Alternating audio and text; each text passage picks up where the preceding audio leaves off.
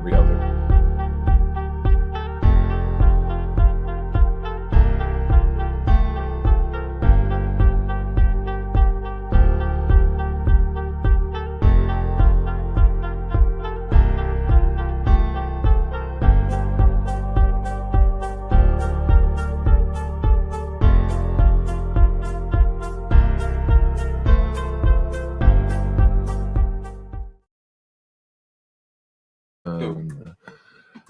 Welcome, everybody. We are live. This is Another Shot podcast. Steve, with me tonight is A little change of pace. Yeah. Bill, what is going on? Here we are trying, as usual, to get stuff set up. And as always, something, life, gotta love it. We will start the night off. Make sure we give our shout out to our boy at Steve's Diesel Shop, LLC. If you're in the Mercer County or surrounding county area, you own a diesel, you want to own a diesel, you have a diesel and it's broke down. Obviously, he's a garage. Any and all diesel questions, give this guy a call at 724-269-0477. You'll get the sweetest girl in the world answering the phone. She will put you on the phone with a very knowledgeable individual that will get you back on the road. Steve's Diesel Shop, LLC. If you're seeing this image, just look the same image up on Facebook. You will find him. Make sure you follow, like, and subscribe. There's our plug. So we are trying something a little different tonight. And hopefully everything goes without a hitch. We've already got one viewer. I got to make sure I get on here because I want to see everybody that is involved. Go in public. And there we go. Now I can see, you can see. Is it live on yours, brother? No, I think I need to do that thing that you do where you have to like make it public or whatever. Is it even showing live on your anywhere on there? That's what it should look like. Oh, yeah, there we go. Yep. All right, so what you want to do is now you want to click right there. Go to your edit privacy. Is that like to manage my feed? Let me see. Take over for 2 seconds and I'll help you, brother.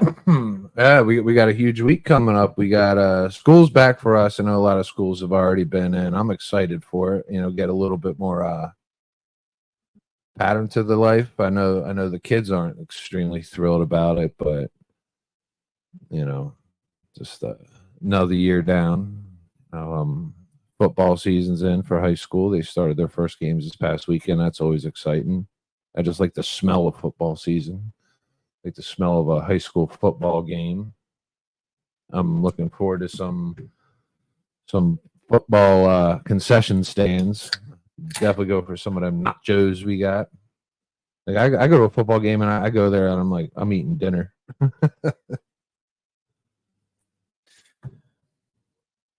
I'm already looking forward to it as myself. Of course, my boy's not doing football this year, and since he's kind of focused mainly on wrestling, you know, I haven't been to any good high school games in a minute now. Miss Ann's on here. It's good to see you, girl. Unfortunately, we will have to, when we go live Wednesday night, hint, hint, we'll get you set up, homie.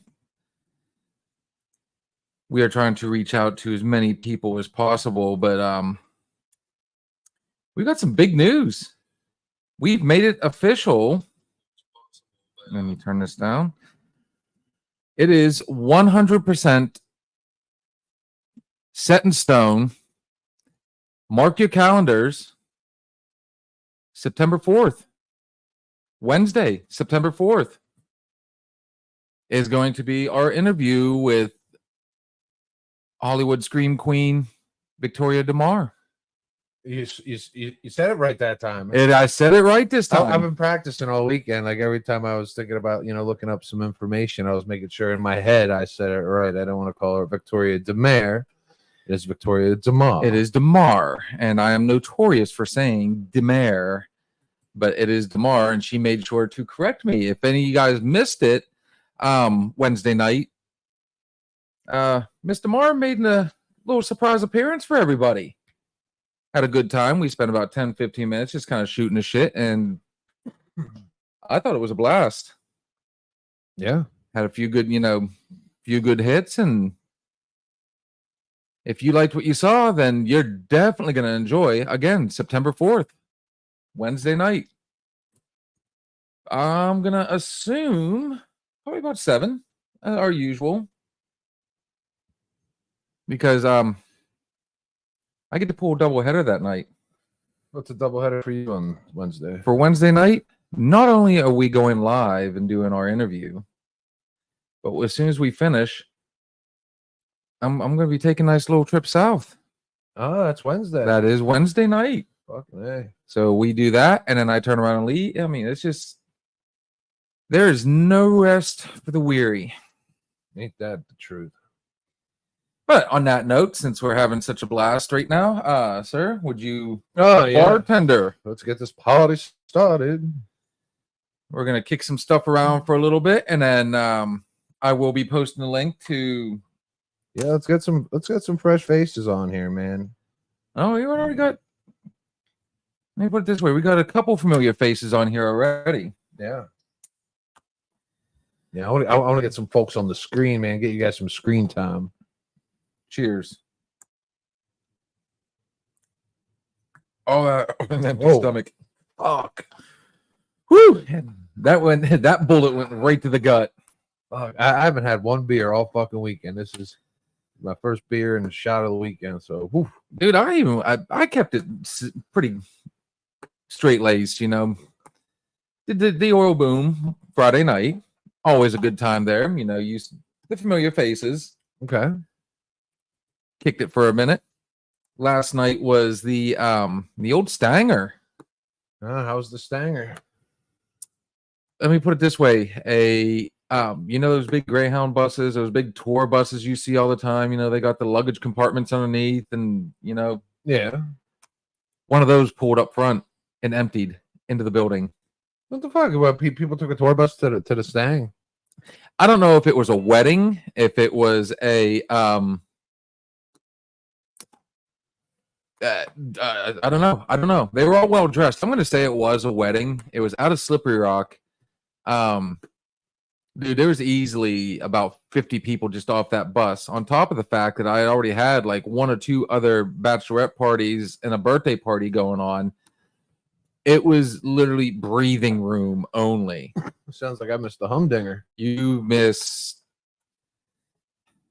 said it best. That was a humdinger, dude. Trying to spin tunes for these guys, there was no rhyme, no reason. There was no rhythm at all. It was just find a couple songs that match and then find a decent transition and then just whatever, run it. And I tell you what, you had so many different personalities. As soon as I'd start playing hip hop, the country fans would absolutely just start going ballistic, and then vice versa. And of course, you're playing all their stuff, but not ours. And then you had all these little fun. Hey, want to know something really fun though? I actually witnessed a woman piss herself in the middle of the dance floor. Oh my god, I fucking definitely missed the fucking humdinger. Yeah, really? it was quite humorous. So not I'm not going to call this person out, but Like a full-fledged tinkle, or was it like a tinkle? Like they got. Or? Let me just put it this way: something happened. They got surprised in the middle of the floor, and next thing you know, you saw the front of the jeans starting to change color. Oh no, like mop and bucket stuff.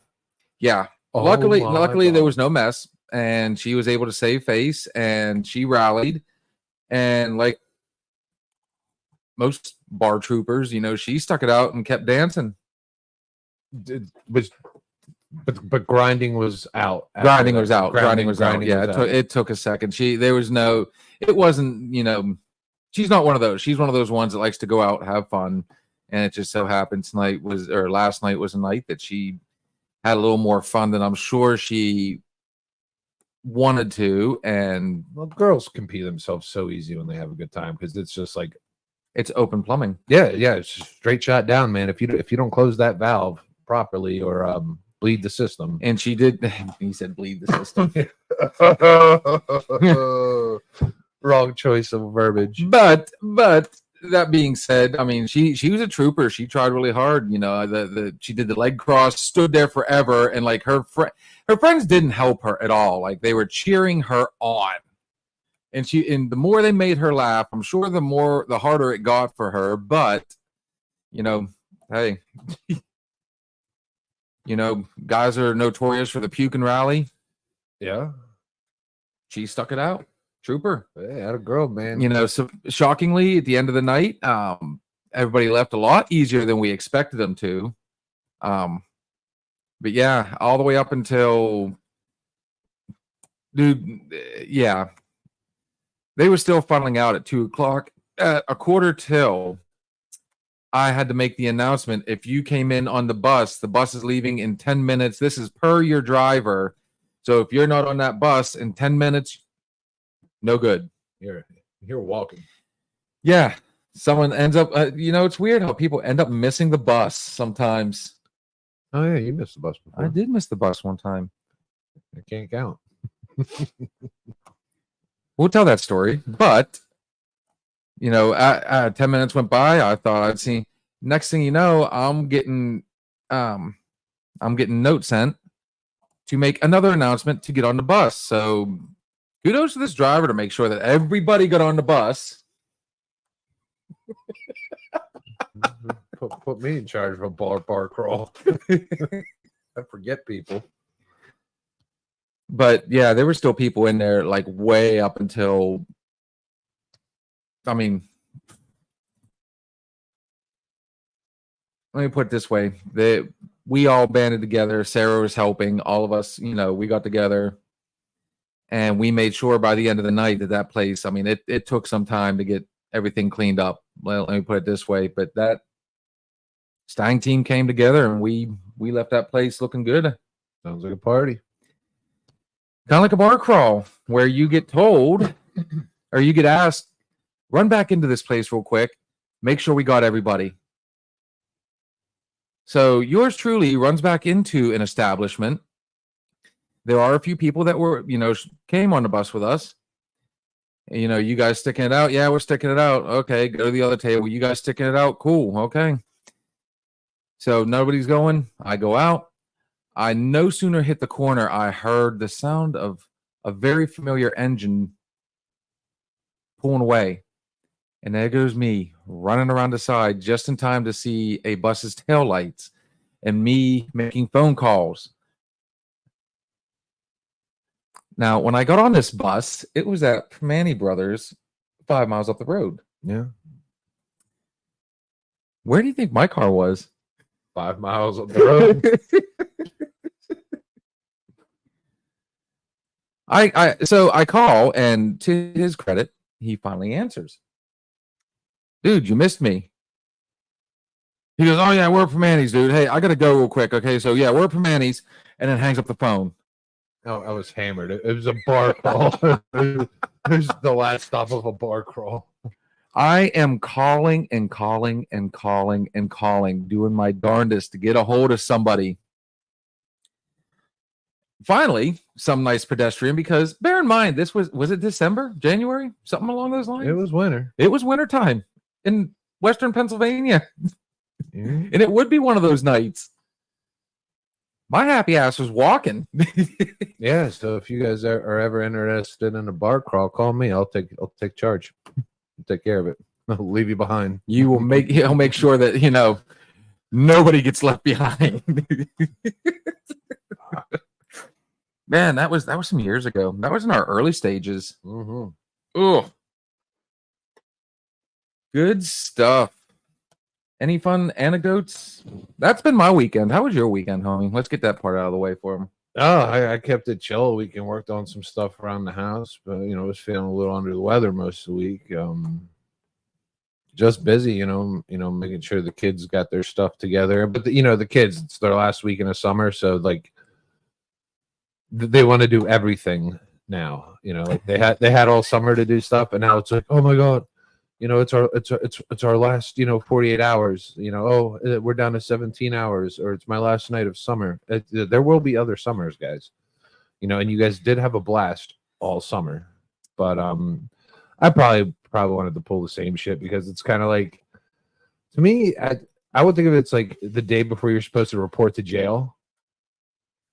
that's what they make it seem. They're like, oh my god, school's on Monday, I can't believe it. It's like, what do you do like the night before, like you're supposed to go to jail, report for jail? You probably like you get all sorts of shit faced and everything like that, and try to do it all, go to Vegas, come back.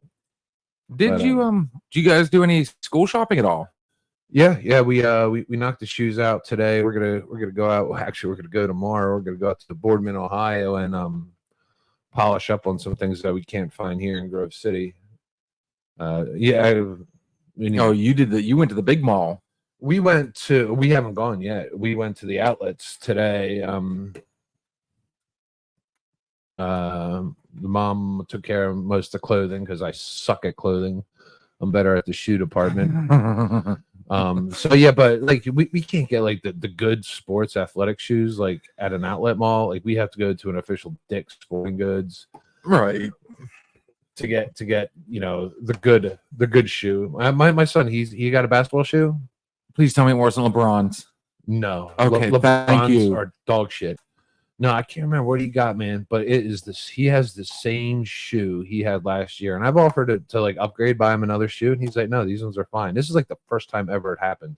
Wow. So he did find the shoe. Yeah, and tomorrow he's like, "I don't know, Dad." He's like, "I think we should just go get the same shoe." I was like, "All right, I know exactly where this motherfucker is." I mean they're expensive, dude, but I will buy a $200 pair of shoe that lasts a whole fucking year for basketball instead of like $300 pairs of shoes. Like it's fucking quality, man. If a kid likes a shoe, fuck it.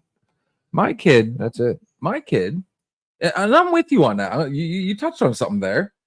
Clothing, you and I have like different styles, but our kids definitely have different styles. Oh yeah. Than what, like you and I, we kind of agree on cargo shorts, and neither one of them like cargo shorts. Yeah, they're practical. Yeah. But to them, they're grandpa shorts. And I think at that age, we probably would have said the same thing. Yeah, but I still, but the 90s cargo shorts were really coming into play. They were the, cargo pants, cargo shorts, you had all these extra pockets to do, I love cargo pants. They're great. So my son, we went to, just like you, we had gone to Dick's Sporting Goods a few weeks ago, because my daughter is getting into basketball. Oh, yeah. So I found her a good pair. Well, she picked a pair that she liked. And, right now she's not into, Nike or like brands. She just wants ones that she thinks look nice and are comfortable and they fit. So kudos to her. Thank God. I'm sure that'll change down the road. But while she was looking for her shoes, me and my son were walking around looking at all the different ones. And for the first time ever, for the first time in a long time for me, I actually found a pair of Nikes that I'm like, I would wear these. And they were on sale. They were like, I think $60 or $70. And they didn't have my size.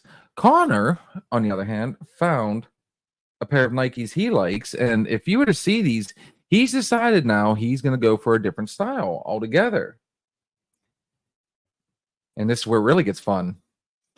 So these shoes are kind of like, they make you think of, they're kind of like a throwback. They're not exactly, they're athletic, but they're not. Does that make sense?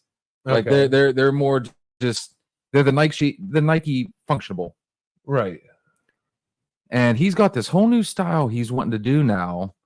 So yesterday we were at the outlets.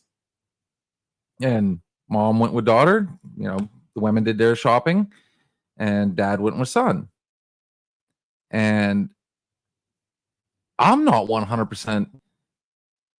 He knows exactly what he's looking for. Because even I was confused on which way he was trying to go. And we went, I like the outlets. You have a lot of choices, but it goes back to what we've talked about before. All this online, all the best stuff you find online. Mm-hmm. You know, the outlets are exactly what, you know, it never dawned on me until just, I think a few years ago, I was talking to the wife and she's like, well, they're only outlets. That's all they are. You know, they have apparel. They have that brand. Yeah. And, you know, some of it's expensive, but, you know, it's something for right now. Mm-hmm. So the poor kids going on. We went from store to store to store to store. And first off, his size in pants, and he's like me, he's very picky about his pants.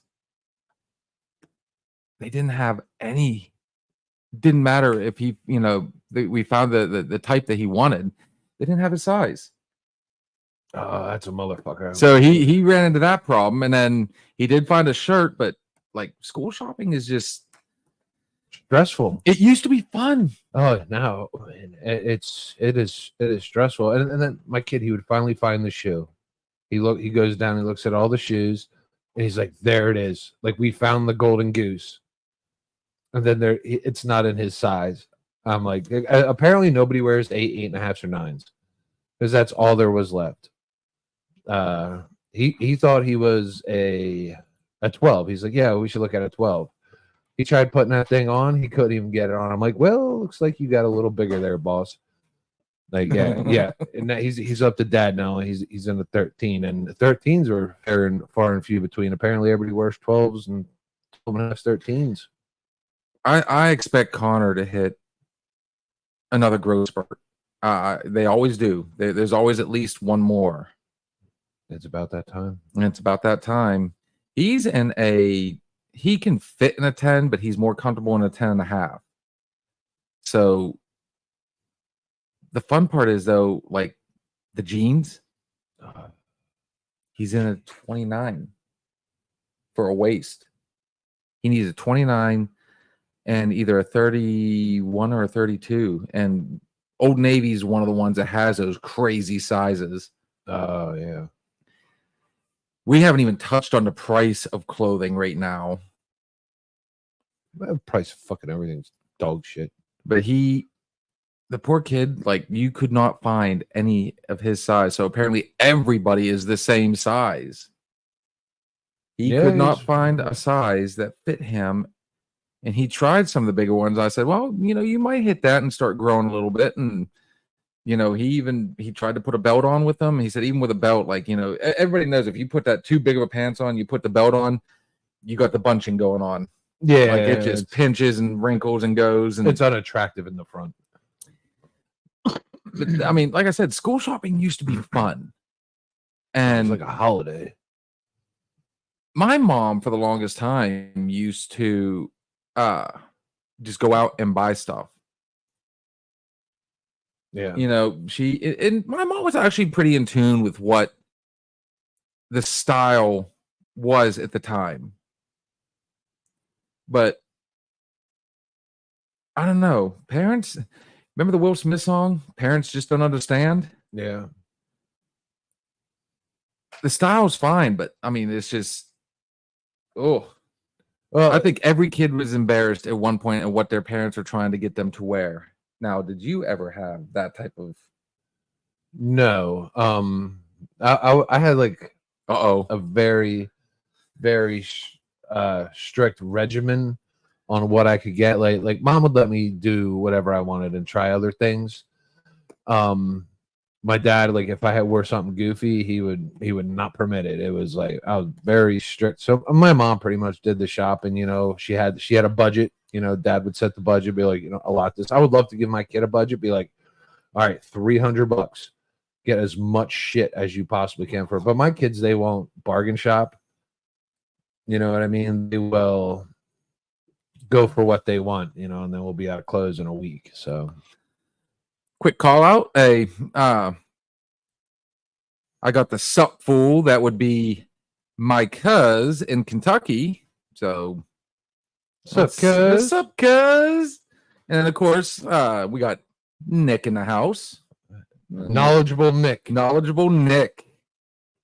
And I do believe I've got I call her little sis, but you know, since she likes to bring up age, she is my older sister. Yeah, like 1,000. I know. But hey, welcome to the club, guys. Welcome. You know, thanks for coming on. Me and my cousin actually spent a lot of time together growing up.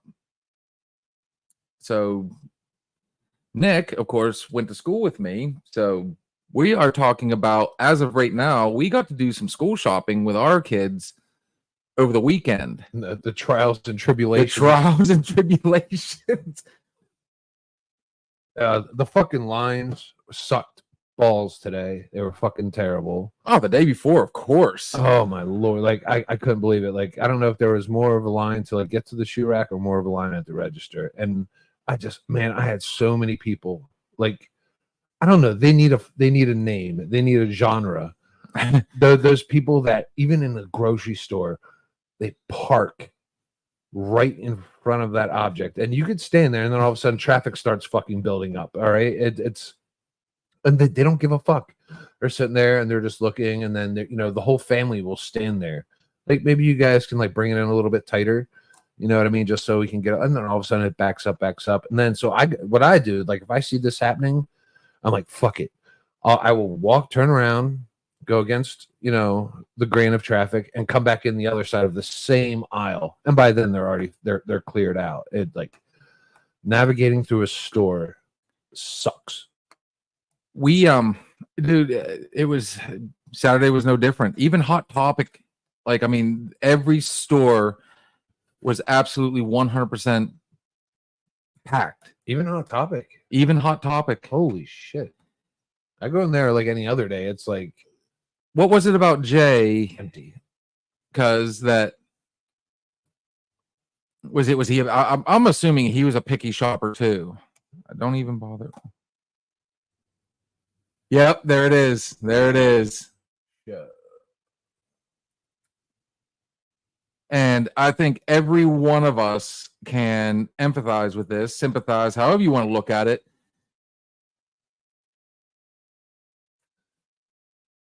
And you know what, Connor? Oh my God, hoodies. That is the in thing, I swear. Hoodies are gold. Like you could get them anything. You could have a giant dick on the front of the hoodie, and they'll be, oh man, it's like a hoodie. Oh yeah, hoodie. No, and then they leave it at their friends. I love hoodies as much as the next person, but I don't wake up in the morning, put on a hoodie. I don't, well, I got to run to the store, put on a hoodie. Everything. And for the longest time with my boy, it was sweatpants or, gym pants, a hoodie, shoes. But yet, let me ask you this, Steve-O. Your boy, he styles his hair, doesn't he?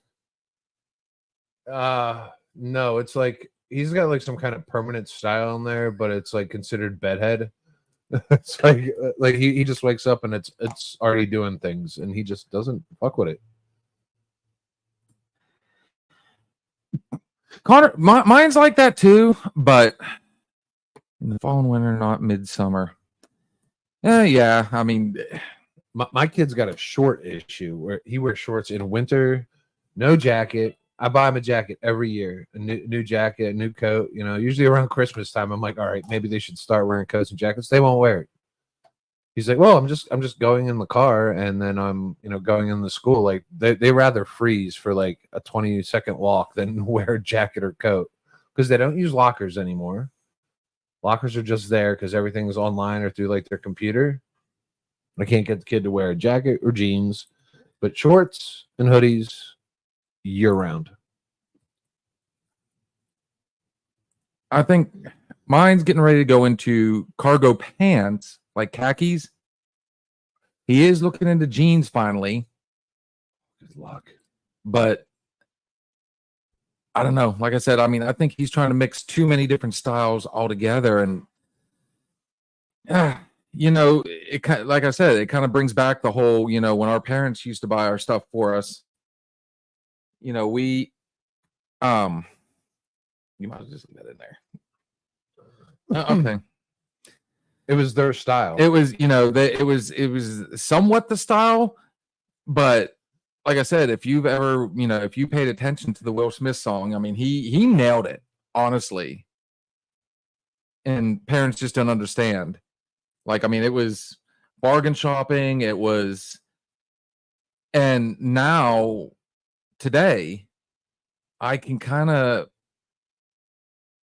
I can understand why they, especially today. Holy crap. We also grew up in the decade of denim, Yes. the jean jacket. You know, The frayed jeans. It's all coming back though. the cutoff shorts. It like if we had holes, it's because we fell off our bike. Did you ever have to patch your jeans? I never patched. I did like the once I got a little bit older, I had those iron-on patches. Like, you know, you ever catch something sharp and it always leaves the perfect triangle cut Yeah. when you rip. Oh yeah. Yeah. So what I would do is I would go out and you can get these iron-ons and you'd put them underneath the jeans and try, you know, so you're trying to hold it together plus press the iron down, and you know it enacts the adhesive, and It didn't last long. oh no. It did not last long. You know, it just kind of, If I got a hole in my knees, they became shorts. yes. And that's what I was gonna wear. Or, you know what? I'll go back a little further. How about zip tie works the best? I'm gonna let everybody see that one. Zip tie works the best. Zip tie your denim? Ugh. I'm confused. Perplexed. I've never used this method. So, do you remember riding your bike? Yeah. How often did you actually use, whether it be the handbrake or where you had to try and pedal backwards? There was those type of brakes. I was notorious for putting my feet down. Like I'd be going, you know, in our world, we were going 200 mile an hour. You put your feet down, use your toes to stop the bike. So the front of your shoes, you knew you were a bike rider because everybody that had a bike. Oh, it was smooth. Because the front of it, no, yours were smooth. Mine, the front part, Oh, the toes. yeah, would be stuck off to the front. Like it would rip that free. And then after so long, like the front of my shoes, actually all my shoes had holes in the front. So my toes would literally be sticking out the front. By the big toe. It was the big toe. Oh yeah. Oh yeah. I remember that shit. Kids don't have holes in their shoes today because they don't ride bikes enough. No, they've got the, you know, now the mountain bike is all the rage, and you know, and I remember when that first came out, you know, being able to shift gears, man, that was freaking awesome. Oh, it's luxury. I absolutely love, you know, or you had to try and pedal uphill at the lowest gear. So like one. you were struggling, but you know, all of you would brag about it afterwards. All of us did. That, yeah, we made it up the hill and we did it in first gear or whatever gear, you know, fifth gear, whatever gear was that one that, you know, you could adjust to the terrain. You always had to do the hardest one. But if you went from like 10 to 1, your chain would pop. Oh yeah. If you were trying to do it too fast. Yeah, you couldn't just break it down. And when you did it with like fear. It's like, all right, it's getting tough. I need to go. I need to crank it down real quick. You crank it down, your chain pops. Now you're stuck in the middle of the hill and you just can't get it going. So now you're walking. And then here's the other thing. You said the holes in the knees. Mm-hmm. How about taking that turn at 200 mile an hour On a bike. on a bike, especially if the road was wet? Gravel.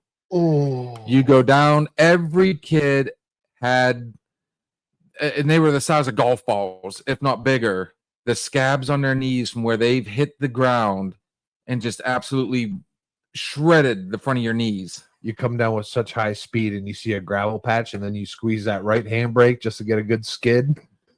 Or if you're boom, you're down. it gets even, what about the, you know, if you have the handbrakes and you grab the wrong one, Oh, squeeze the left and and up and over you go. Oh. You knew which one went over the front of the bike because they had down their back, everything, like they were just absolutely filthy, and you could see the scrape marks. And, take no prisoners. I never understood. Uh-oh.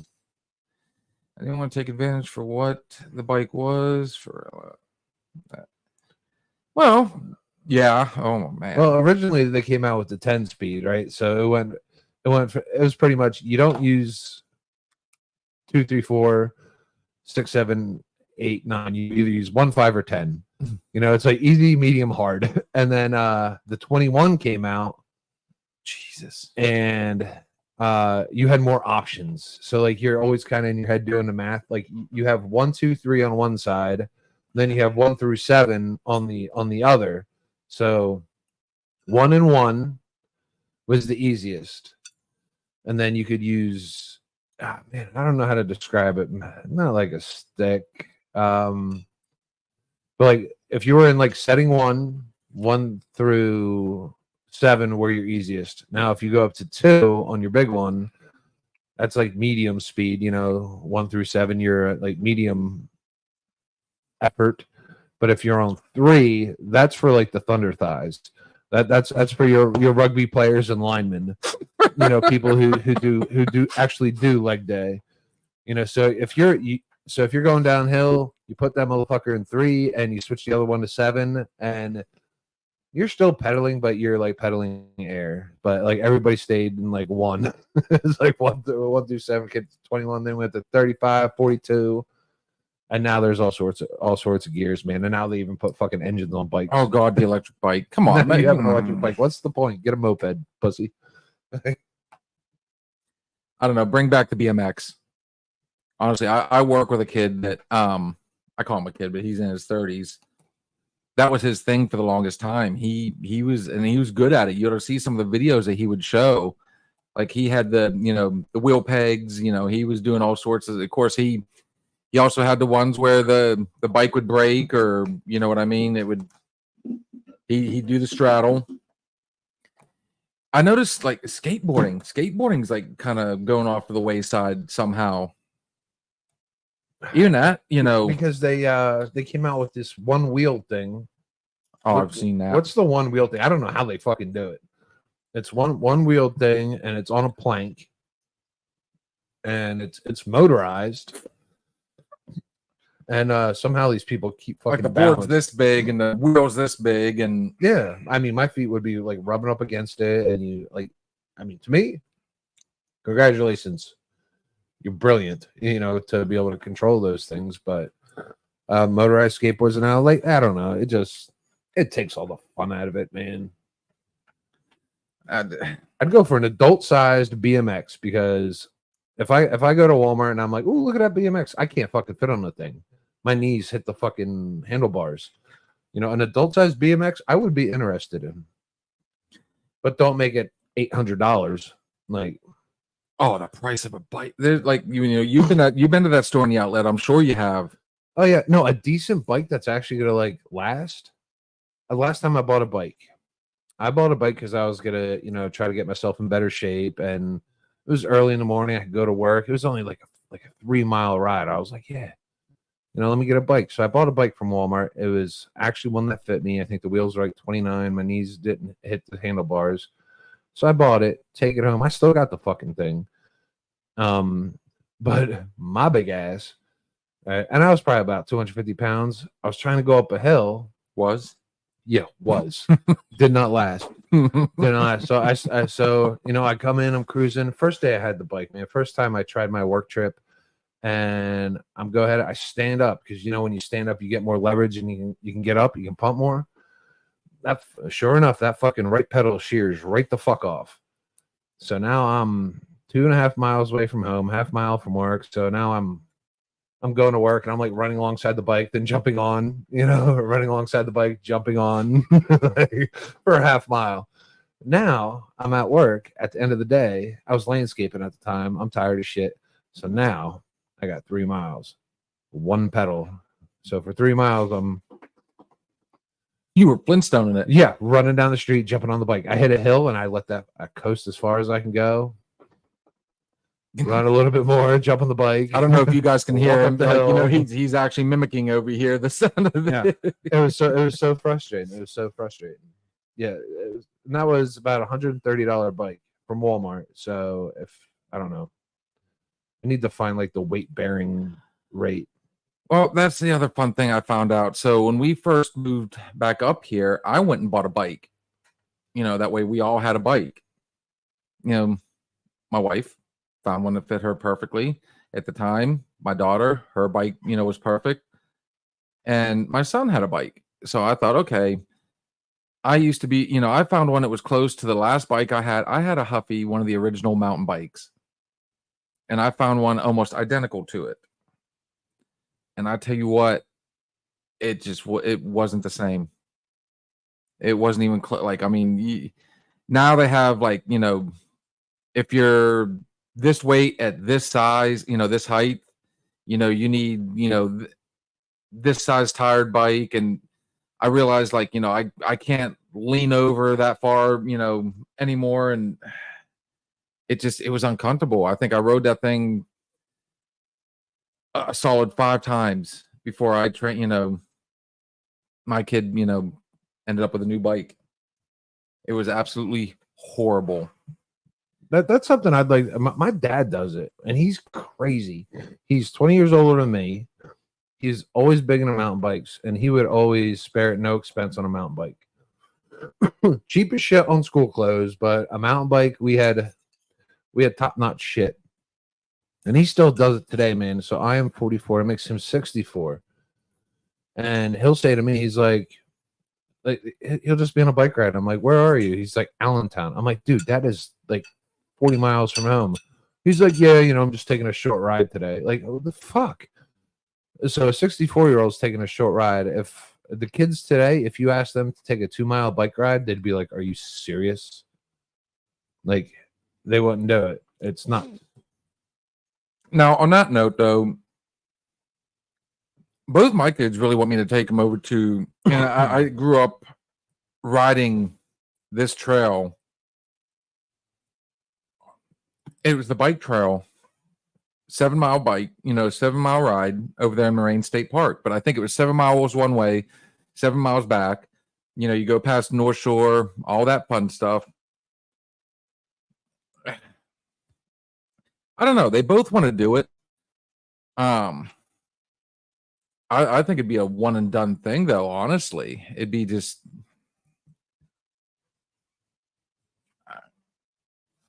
almost. No, we just kind of. I don't know. Again, you know, going back for us riding a bike. I mean, that's how we got around. We didn't mind walking. We didn't mind, you know, which our kids are older now. They're driving. Yeah. But I will say this much. You know, we've kind of touched on the clothing a little bit. You know, I honestly think like the clothing we used to wear is making a strong comeback. They're out of new shit. There is one thing with me and my my seeds. Like if I tell them there's something that I like it's out. They're like, you know, it's an old dad shoe. Like right. Like it's a New Balance. I'm like, guys, I told them this 5 years ago, and I still hold to this. I'm like, guys, mark my words, New Balances are going to be cool in the next few years, and you guys are going to want them. They said, oh, hell no, you know, because dad only gets New Balances. That's all I got. I got New Balances and squishy slides. You know, you got to protect the feet, or white Nikes, blue. I still have never gotten the official New Balance white shoe with the blue M, and I've never cut the grass in them yet. I cut grass in New Balances, but they're not the white and blue. But now my kids, they're talking about, you know, they've gotten New Balances now. Like they've accepted it. They're like, all right, Dad, you know, they're cool, but I can't tell them I was right and they were wrong, or they won't keep getting New Balances. so I'm gonna say, you guys want to, I don't know, go to New Balance? I'm like, yeah, sure. And we don't bring up the past. I'm like, all right, cool. You like them, and it makes me so happy inside that like they actually want New Balances.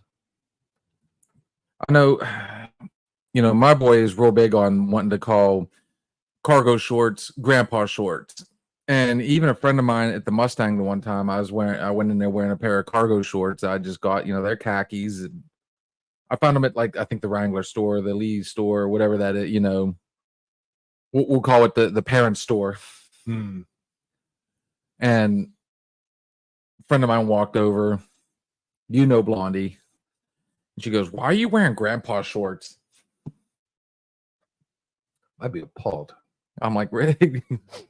But then we hit the OBX, and what was everybody wearing? If they weren't wearing boarding shorts, you go on a vacation or like to an amusement park, everybody looks to you to hold their stuff because you're going on the ride, because you have those extra pockets, because you have that fanny pack. They don't have those extra pockets because they weren't cool. We're the key holders when we go on vacation and amusement parks, because I get on right before we get on the ride, everybody's like, all right, here, hold my stuff. And I'm loaded up. I have 5 cell phones. I have $3,000 of technology in my cargo pockets. I've got everybody's wallets in my fanny pack. I call it a manny pack. Yeah, everybody keeps laughing about these cargo shorts and all these clothes us dads wear with extra payload capabilities. Until we about to get on that ride. And then guess what? Those shorts are cool. So we're going to post this out there, and I hope my boy sees this, because him and his cousin are actually very close. Yes. You wear cargos, you have a lot less broken cell phones. Because everybody wants to hold them in their hand and stuff like that. Nope. Put them in the pocket, double button. If they have a zipper, fuck it. If they have a zipper and 2 buttons, extra protection, man. That's like a warranty. And just to go a step further, when my boy does turn this on, which I'm sure he will at some point here. There you go. There's an Old Navy plug. The 94s. Dude, I'm telling for a long time, Old Navy was one of the only places I would go because they were the only place that actually had my size. I still to this day like pants when it comes. I haven't left the 90s, dude. I'm all about the loose. They have to be. Now I'm trying to branch out and kind of get into something that actually fits a little better. But I mean, Old Navy apparently, and Levi, I found out. If I bend my knees, I don't want it to feel like I'm stretching the jean. You know what I mean? I want to bend freely. I don't like tight jeans. Nut huggers. Oh, we call them nut huggers. Oh yeah. 80s. Everybody wore nut huggers. That was also the sold the whole coin purse. You were grape smuggling. Yeah. Like, what you got in them jeans? Look at here. Everything but air. And this is sad. This is really sad. You need to get out there, girl. Go out there, check it out. Mentioning a bunch of stores that I have not been in since my children grew up. They still exist. They're still there. They're still there. And hell, even I go in there every now and then. We got a nice little bunch of people on here right now, and we've got one YouTube and like 3 or 4 other Facebook on the book. And I've noticed we've actually been able to branch out. People complain about social media right now, but we're using it to our advantage right now. Yeah. Now I will, platforms. If at some point you guys are wanting to, which we're getting pretty close to where we'll actually post it, and we'll do the second half where everybody, we're going to invite you all to come on. The easiest way to do that is through YouTube. I might be able to get it or send the link on Facebook, unless you might be able to send the link on Facebook since you've got the app on your phone. So if you post it on the live here, we can give that a whirl. I tried it last time and it didn't work for me, but it might work for you. Yeah, we'll give that a shot. So yeah, basically the subject today is going to be really that of yesterday comparatively to today. And I think a lot of stuff are starting to come back. Fashion, movies. My boy wanted to, and it came out Friday. They rebooted The Crow. Oh, did it actually come out? It finally did. It hit theaters Friday. And from what I've understood, all the posts I've seen about it, I had one guy describe it as a masterpiece. They said it's phenomenal. And bear in mind, it got a lot of flack, but look what it was competing against. I mean, the original Crow was phenomenal. If I remember correctly, though, it didn't do so hot in the theaters, but the cult following it's insane. Like, I mean, you can still see it today, and a lot of people. Why can't his style reflect his mood for that day? Oh, well, that's what mine does. Here, we'll go ahead and we'll post this question. That way everybody can see it. And, if you want to, we're looking for people to respond to that. Why can't it that would be one thing if you had like different styles. Like if you had, most, like, for the longest time, mine had one style. Like I said, it was just straight up sweatpants, sweatshirt, hoodie, t-shirt underneath. But they get up in like I said, mine would get up and style his hair. He puts on a nice, a chain, make sure he has deodorant and a good smelling cologne, but he goes in my thought, he dressed like a bum every day. I always refer to do as lazy dressing. Just, again, my opinion. Oh, I'm totally a lazy dresser. You in your gray sweatpants. Oh man, I wear sweatpants, shorts. If I wear jeans, I wear the same fucking jeans because I like them. What t-shirts? My thought is, why does he have to dress to show his mood? I mean, is that a form of trying to, aren't you grabbing for attention? Whatever happened to, I'd come in, I'd see my buddy. He's, if he normally smiles, he's not smiling. I know. I mean, does he really need to go as far as to put on, in essence, a frown face just to let everybody know he's upset? Well, maybe. All right, if he's feeling down or you're feeling down, I'd do it. If I'm not having a great day, you know what I'm gonna do? I'm gonna dress for comfort. I'm not gonna be out there trying to impress somebody or the next person. I'm not gonna. I mean, there's also if you're feeling down or you're feeling shitty, maybe because sometimes when you dress up, it makes you feel better about yourself. You're like, oh damn, motherfucker, I look good. Like fucking funerals. If I go to a funeral, it's one of the rare times I do dress up. And that's probably the best I feel about myself. I'm like, holy shit. I'm like, damn, Steve, you should dress up more often. Unfortunately, I'm dressing up for a funeral, but I look good when I go to a funeral or a wedding. It's like, damn, you really dress up nice. But dress like we're in mourning. Yeah. Traditionally you wear all black for the most part. Of course, that's traditional, and a lot of funerals I've been to lately, I look good. Not so much. Everybody's good. But, anymore, like, I mean, the last couple of funerals I've been to, everybody said the same thing. Don't mourn me. Celebrate the life that we had, that I had.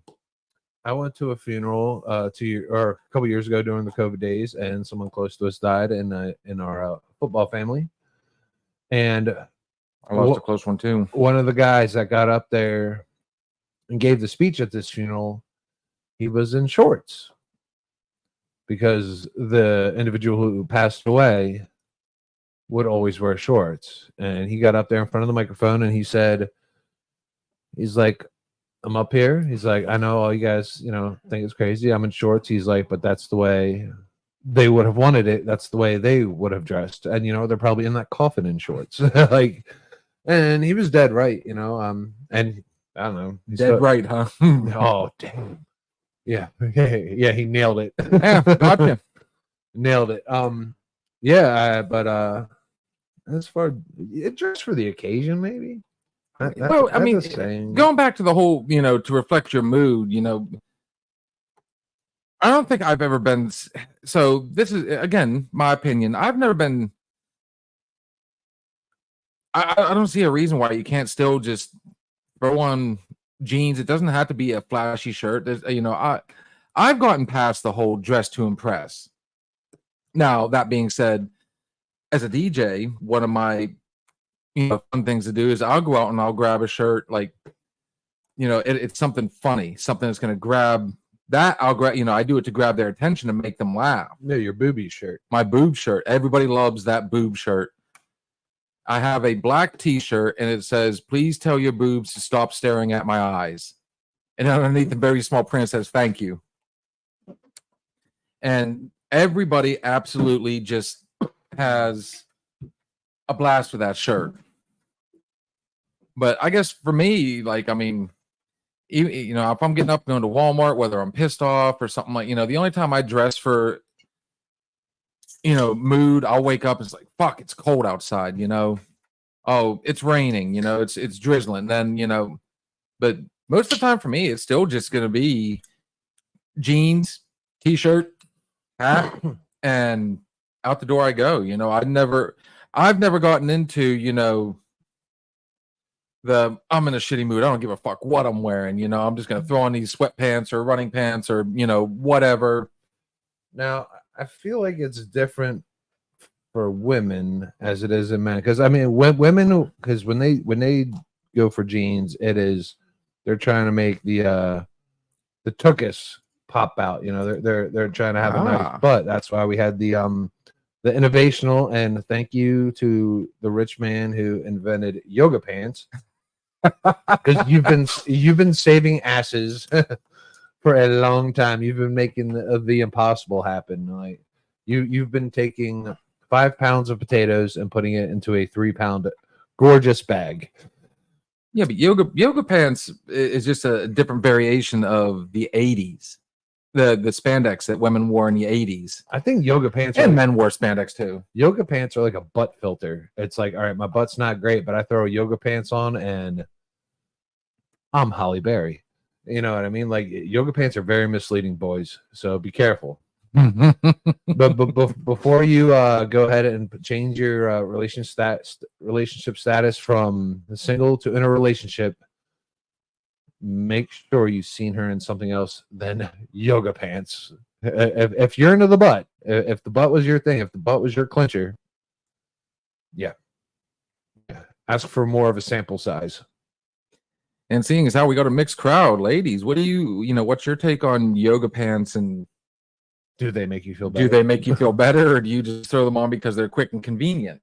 But what if a guy wore yoga pants? I'd rather not even think about that. Whoa. We had 100 subscribers tonight. I will rock fucking yoga pants. So for a week. I'll wear yoga pants for a week. So you're gonna wear yoga pants for a week, and you're going to wax your nose hairs. Yeah. Yeah, I'll put the gray sweatpants on the shelf for a week. I'll wear yogas and wax some nose hairs. If that isn't enough, you know what? Now I don't want to hit some. I do not want to see you in yoga pants. I really don't. Well, because we would need the 100 subscribers so everybody could see me walk around for a week in yoga pants. And I'm one of the ones that doesn't want to see that moose knuckle. Leave it alone. Ooh. Yeah, can't expose my vajayjay. So on that note, oh no, I think we've hit that mark. We're gonna take a short break. Like I said, we've got Miss Victoria DeMar coming up, and not only is she a scream queen and an amazing. Wait, before we go, hang on. We just got. There we go. Even with yoga pants, I still wear a t-shirt. So you do it mainly for comfort. Okay, I mean, makes sense. I mean, That's one. I don't know. I have nothing against the yoga pants, No, I'm a huge fan. Huge fan. but I'm probably like on like I probably have a Facebook thing where I'm like yoga, like I'm in a group yoga pant lovers or some shit like that. so like I said, we have Miss Victoria DeMar coming on here September 4th. Full Moon Scream Queen, you know, more than Full Moon. She's done some good stuff. Yeah, she's legit, man. It's But great. she is also an artist. And, you know, she's a pretty, you know, she has a few albums out, which I've heard some stuff. And I think for our break, cheers. We'll be back in 5, guys. Well, probably less than 5, but this is Miss Victoria DeMar. It is called Never Try, and it features DMX. You already know what it is, baby. You know what it is, baby. Grand champ. Righteous cunt. It don't matter how many mouths you have to feed. Those who squander opportunity won't succeed. It don't matter how many mouths you have to feed. Those who squander opportunity won't succeed. All those cocks at the top, even the one king of pop. You think those people didn't work for it, didn't slave for it, didn't starve for it? All the stars that you see on that phone that you got stopped at nothing for the shot. You think those people didn't cry for it, didn't pray for it, didn't pay for it? What the fuck, man? Get a grip. Don't trip. Hey, yo, what up? It don't matter how many mouths you have to feed. Those who squander opportunity won't succeed. It don't matter how many mouths you have to feed. Those who squander opportunity won't succeed. What you squandering for? You should be laundering dope. You rocking designer clothes, kids ain't got Christmas gifts though. You need to work a bit more, but you still had to get go. You need to get a new job, what you still working at for? Or you so complacent with all of this basicness? I guess you like being a basic bitch. Instagram, you the top dog, but you still live in a basement, bitch. I work for this, blood, sweat, and tears. You afraid to work, you just sweat in fear. I've been at this over 10 years, and you just started, so you not here. It don't matter how many mouths you have to feed. Those who squander opportunity won't succeed. It don't matter how many mouths you have to feed. Those who squander opportunity won't succeed. You make your own way towards that big payday. Can't stop no matter what they say. Don't matter if you're straight by trends or gay. What the fuck, man? Play the game. Play the Shut game. the fuck up. Excuses. Excuses, useless. You gotta get out here and do this. Stressing, depression, make me meditate like a Buddhist. But I don't give up, so I only get stronger. My life's an anime, comic book manga. Problems try to strike me down like monsters. I grab the mic, stab the slice like katanas. It don't matter how many mouths you have to feed. Those who squander opportunity won't succeed. It don't matter how many mouths you have to feed. Those who squander opportunity won't succeed. It don't matter how many mouths you have to feed. Those who squander opportunity won't succeed. It don't matter how many mouths you have to feed. Those who squander opportunity won't succeed. Top dog. Don't make me get my claws out. Oh, me out. DMX. DMX. So that was Miss Victoria DeMar. My son just bought me a bike, and I have. Oh, we got another message.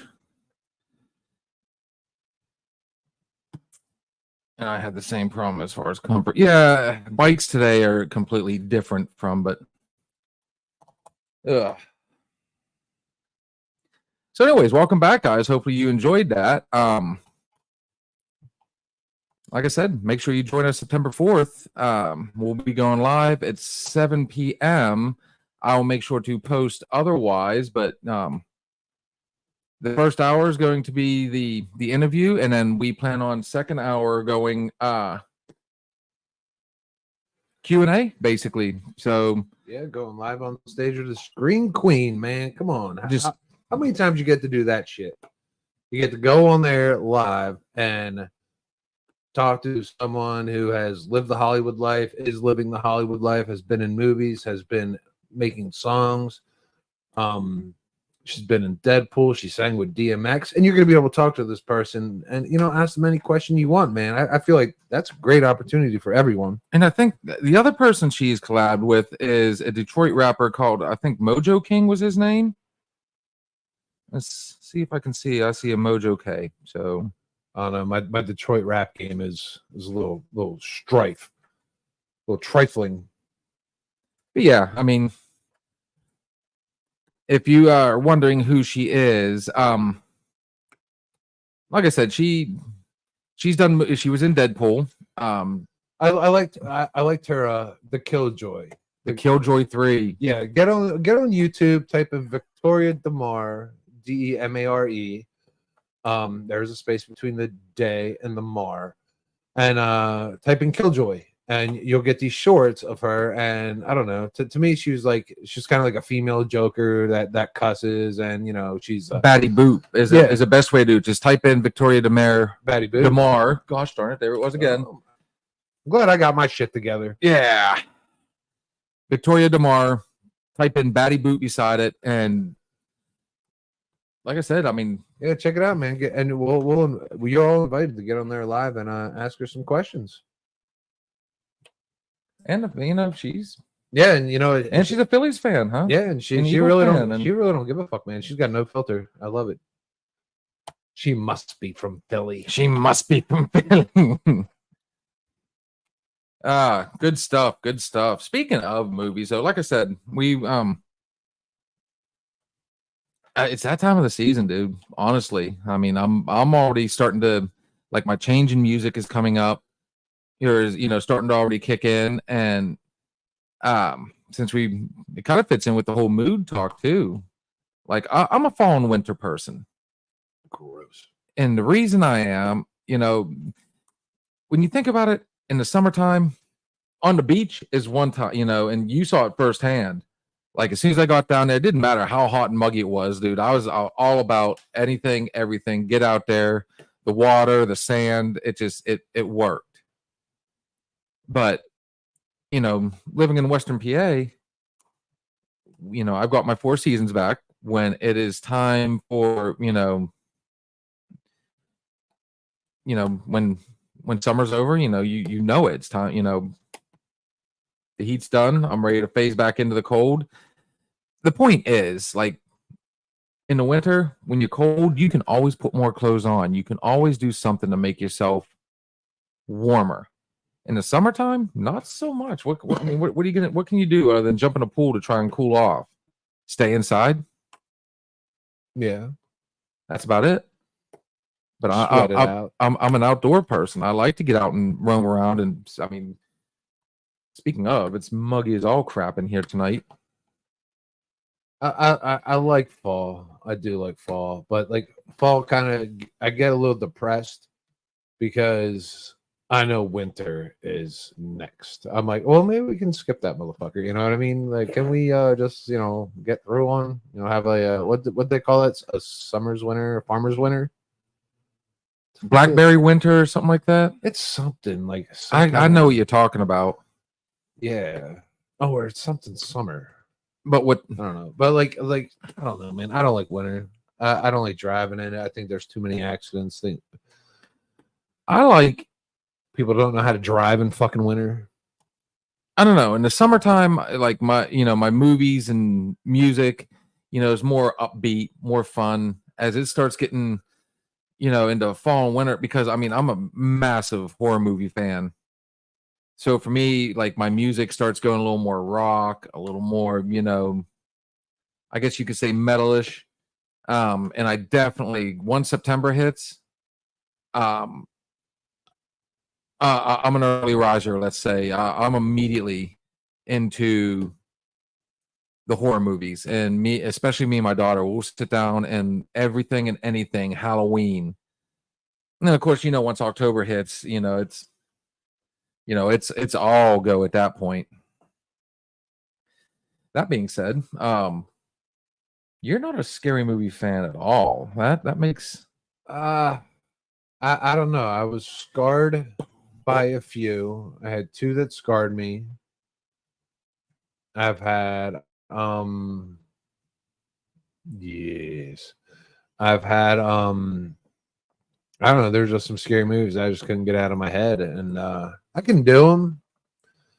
I can't really do them alone.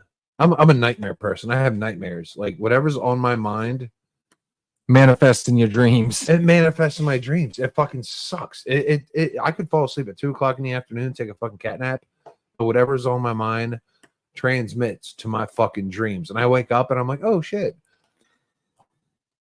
I had one today. I had the most fucked up dream today. I had a dream. I had a Buick in If you see Christine. 2008. No, the dream was so fucking real. In 2008, and in my dream, I was thinking about cars because I'm having a car issue with the Subaru now, right? So cars are on my mind, you know. Me and the kids are trading cars and shit like that. So I'm going to sleep napping, thinking about vehicles. So I woke up and I'm like, oh shit, I need to go find out where my Buick is. That Buick's been gone. I sold that fucking in 2008. And I'm sitting there and I'm like, I'm ready to call my kid's mother to ask her if she knew where the Buick was. And I was like, holy shit. That dream was so real. I woke up and I'm like, oh man, I forgot. I had a fucking Buick. Yeah, no, it was. And that's how scary movies are with me. Like, if I go to sleep watching a scary movie, even if I'm watching it with someone, that shit carries over into that sleep. So when I wake up in the middle of the night, I'm swinging. Like, I have jumped off the bed thinking I was hitting Pennywise, the Nun, these ghost figures, these blue ones, these white ones. I wake up and I have no idea how I have no holes in my wall. Yeah, honestly, I have run out of my bedroom after watching a scary movie, and I have charged the stairs. I open up the door, and I'm like, that's it. I know they're out there. And I fucking, I'm like, like a madman. And there's nothing there. I run into the bathroom door. yeah, this, you know, you say you have nightmares after horror movies. This should give you sweet dreams. April was like trying to help you out. Fall brings football. I wish I could dream about football. I wish. Well, your team's the Eagles, so I don't, you know, I don't blame you for having nightmares. Oh, if I could dream about football, it'd be a wet dream every fucking night. I'd be wake up, fucking me and Jalen Hurts would be in bed together. It'd be great. Wow. Well, that's one way to look at it. Yeah, no, so that's why, like, I will watch scary movies, but there has to be. We've got a new one on here. Mr. Steven Sampson, what's going on, brother? Oh, this is a true football fan on here, man. Oh, man, we're about to shift gears from horror movies to like that quick. He knows all things football, high school, college, and professional. He is a true sports fan and a true patriot of the Grove City local teams. Thanks for watching, Steve. Much appreciated. No, that's cool. Thanks for joining.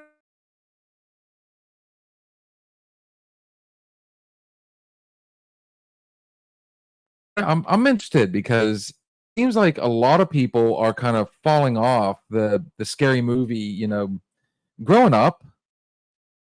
Like, I mean, we especially me and my friends, we loved horror movies, but we grew up doing the Nightmare on Elm Street, the Friday the 13th. Of course, you know, I'm sure there's one that are going to say you might have been born in 1980, but you were a teen in your 90s, so you're more of a 90s baby. Okay, well, that being said, we still had, you know, we had Scream. Yeah. You know, it wasn't like the 90s didn't produce some, you know, Pennywise came out in the 90s. The book was written beforehand, but, you know, it came out in the 90s, like the very early 90s. You know, but we also, it was fun back then, too, because you had Are You Afraid of the Dark on Nickelodeon, which both my kids absolutely love. That shit fucked me up. Goosebumps. Fucked me up. Tales from the Crypt. Fucked me up. You know, a lot of it was on shows. Like Nickelodeon did not help me. Double Dare. Yeah. Thank Jesus for Double Dare and Legends and Mark of the Summers. and Legends of the Hidden Temple, or I would not be here today. Guts. Yeah, I would have had a heart attack early. So I did do a little thinking into your scary movies here, Okay. and so I went to Rotten Tomatoes. Oh boy. Went to Rotten Tomatoes, and I'm gonna get your opinion on some of these movies here. This was so I And their opinion. I asked Rotten Tomatoes what were the top scary movies. And this was the number one movie that fucked me up. I told you it was because my house was set up like this movie. So when I watched it, like I felt I was in the movie. Okay. This is what started. I was probably like fucking 6 years old when I watched it. The movie came out in 1973. Number one scariest movie of all time, according to Rotten Tomatoes, was The Exorcist. What do you think? Linda Blair. Absolutely love The Exorcist. I mean, It's the highest grossing R-rated horror film in history. it was so controversial too when you think about it. Like a lot of the stuff that, Poltergeist house is for sale. Oh. It's going to stay for sale. There's a reason for this, all right? Unless some sick fuck like Bill over here decides to, hey guys, let's go. Look what I got. Steve, you want to come over? No, I'm busy, Bill. Next, I'm gonna buy that one. I plan on buying Amityville. Of course, they've changed the number and the house, the entire Amityville thing, because too many idiots wanted to go out there and just random people would take pictures of the house, you know what I mean? But still, no, back to The Exorcist. I actually liked the whole series. I liked 1, 2, and 3. I think the second one was goofy. There's fucking more? Oh yeah. And then there's, they just recently, I think last year, came out with another Exorcist. No, you people are sick. So we can all just swim in the pool. Fuck no, because the alligator movie that we talked about, the crocodile movie, yeah, that's why there's Maybe, I don't know. Then you got Piranha, like Piranha Double D or 2D or whatever the hell they went by to be clever in the title. It actually happened in a water park. Number 2, according to Rotten Tomatoes. I've never heard of this movie. Okay. Hereditary, 2018. Okay, so Hereditary was a very artsy. That's one of the ones. It's hard to sit down and watch. And if I'm not mistaken, it stars Willem Dafoe. Again, we got another Poltergeist. Okay, I got you. My bad. I completely let that one slip by. Or I might be Hereditary. I'm trying to remember what. Toni Collette earned a spot in the pantheon of great Oscar snubs with her slowly ratcheted up to 11 performance as bedeviled Mother Annie. But the movie's biggest shock came courtesy of, suffice to say, Hereditary struck such a nerve with moviegoers that it instantly turned Astor into a director to watch and shot up to second place on our list. Let's oppose it. It's a dark family drama about the nature of grief couched within a supernatural horror film. I've never heard of it.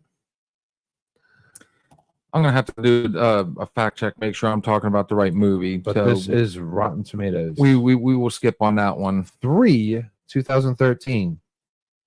The Conjuring. Seen it, love it.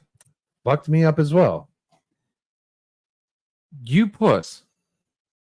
Only because I got a 10-year-old that absolutely loves The Conjuring. Well, I'm a pussy. Thanks to the Poltergeist and Nickelodeon. Now you are afraid of the dark. Hereditary even messed me up. So, okay. Welcome to the... Oh, dude, we never posted it. Oh, well, this is from James Wan, who also did Saw, Dead Silence, Insidious. Dude, James Wan is...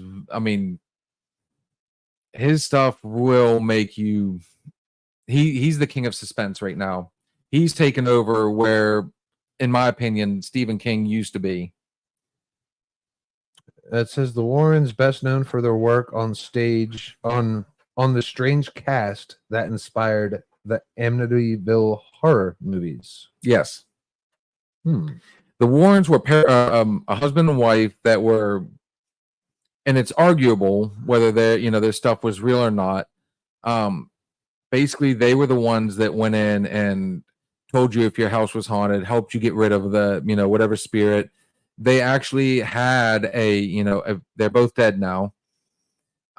They had a museum downstairs of cursed items and stuff that they took from houses that they, quote unquote, exorcised. So the movie Annabelle Fucked up movie. was the original Annabelle doll was a Raggedy Ann doll, and they kept it in a glass case that was, I think it was blessed periodically by a priest. They would have an actual priest come in and bless the doll, everything, and they had a sign on front: danger, do not open. What do we got here? All the Conjuring movies are great. I like that they tie them together with Annabelle. Yes. It basically, if you watch like the Conjurings, I think there wasn't so much Insidious, but Conjuring and Annabelle all were based off stories by the Warrens. And Who are the Warrens? you had Estelle and These are movie characters. no, these are actual people. The Warrens were an actual couple that, like, they went in, they investigated the Amityville Okay. house. They legit, they were the real deal. They went in, and a lot of these movies were based off their findings. What's next? 1980, our birth year. Here's Johnny. Oh, The Shining. Yes, sir. Phenomenal movie. One of Jack Nicholson's best. I always like the Birds movie. Okay. There. Before we jump into that, Mr. Sanson here. Hopefully I didn't mess up that last name. Alfred Hitchcock. Oh, I did go for Alfred Hitchcock. Alfred Hitchcock I could do fucking Hitchcock. was phenomenal, and they even he had a television show. The Birds, Vertigo. Oh wow, I watched so much Hitchcock. I did do him. Psycho. But so The Shining was about a man that became caretaker for a hotel how good was in the Jack Colorado Nicholson? Mountains. Man, he was so good. Oh, dude, the woman that played Olive Oil, I can't remember her name right off. She just recently died this year. Phenomenal. Like that movie was it was creepy from top to bottom. And I mean, of course, the guy that directed it, and he did A Clockwork Orange, Eyes Wide Shut later on in the years with Tom Cruise, Stanley Kubrick. Stanley Kubrick. Very good. I was waiting to see if you'd finally get one. I did love Clockwork Orange. Clockwork Orange was a very weird movie. You have to be absolutely fucked up to absolutely get into that movie. And I am such a person. I watched it because I was a kid and there were boobs. I think a lot of us back then. Here's Johnny. Oh, Yes. Sonny's in the house. There's Johnny. Yeah, man. Yeah. it But was yeah, great. Jack Nicholson. I mean, he in essence, it's about a guy that gets possessed and basically tries to kill his family. You literally watch him go from a normal, everyday, good husband, good father, and his death. Like, I mean, you wanted this man to die in the end. Stephen King novel. It was a Stephen King novel. Phenomenal. I suggest everybody go and see it. The only one so far that I haven't, I'm still thinking about the Hereditary, but so far I'm liking Rotten Tomatoes. And So 1974. okay, Let's see if I can give you a tip and see. Ooh, if I you like know- this. What Oh, these would be too easy. These would be too easy tips. All right, I can't be secretive in these tips, but Leatherface. Texas Chainsaw Massacre Yes, was sir. based off of Ed Gein, the serial killer from Wisconsin. Ed Gein, a fucked up motherfucker. Check that shit out on Netflix. The Grin in the Snow. Okay, so here's a quick throwback to The Shining. The Grin in the Snow at the end, epic. Was. Yes. Agreed. I have not watched Doctor Sleep yet. No. I need to though, because it's the continuation on of The Shining. No, all right, let's all right, before we hit Chainsaw Massacre, let's hit The Shining again. See, now The Shining is something I can watch. I don't find that a horror movie. To me, it's not a horror movie. To me, it's more what do you call like when you got to use your head and shit like that? Psychological. Yes. Well, So, to me, it's more one of those. There's no blood, there's no gore, there's no murder. I mean, there is. I see The Shining as a precursor to The Sixth Sense. Remember, I See Dead People? Yeah. That, remember his son had what they called The Shining. He could see the spirits. Right. But dude, I mean, I gotta have to disagree. It is 100% a horror movie. Is it psychological? Because there are psychological horrors. There's all sorts of type. You got your slashers, you got your psychological. We mentioned Killjoy. That's known as a dark comedy. Look at all the Bruce Campbell movies, the Evil Dead movies. Those were comedy. They mix comedy and horror. So I mean, there's different types. All right. But you got to think that the two girls. How creepy were the two girls? The twin girls. Come play with us. Yeah, that's creepy as shit. He sees the woman in the bathtub, and he's actually talking to. In essence, he's talking to ghosts. But at the same time, in the end, was that all in his head? But everything was lit. What gets me as a horror movie, what fucks me up, is you have those moments where it's quiet or peaceful or someone's looking around the corner and you're just waiting for something to jump out. Like, it's coming. So like what I do, I try to scare myself before it happens. I'm like, fuck, I scare myself so when it happens, or I'll hit mute. like Sometimes you fast forward it so you can see it ahead of time. That's what I used to do when I first got into scary movies. I'll hit mute and I'll look away, and then all right, it's over. I go back. Now I'm back in the movie. I'm back in the game. All those questions will be answered. I guess apparently we'll have to watch Dr. Sleep. So Texas Chainsaw Massacre was based off of the Ed Gein, his run as a serial killer. He was a grave robber. I don't know if they ever confirmed whether or not he was an actual cannibal, but they did find like full body suits of where he's, he skinned out his victims, or, he's grave robbed and he created a full body suit. Make a hell of a fucking taxidermist. He had bowls from human skulls. So they make a movie about this and they create Leatherface, who his iconic face is actually, yeah. And the Sawyer family was, the first two I thought were great. It looked like a Leatherface. The first one was, I laughed the whole time I watched the first one. I thought it was just, it was the true campy, cheesy, there was really no jump scares in it. The most famous scene is the meat hook scene where he, puts the girl on the meat hook. Strangely, she doesn't die. And then he takes her off the meat hook and puts her in a freezer. Oh, how bad would that hurt? And then the second one had like Dennis Hopper and another scream queen from that era, Caroline Williams. But then you have, Bill Moseley, who went on to do a bunch of stuff. But I mean, the second one was great. And then they just got really weird. Like the third and the fourth one they went off the rails. Matthew McConaughey was in the fourth one, Texas Chainsaw Massacre: The Next Generation, starring Matthew McConaughey. And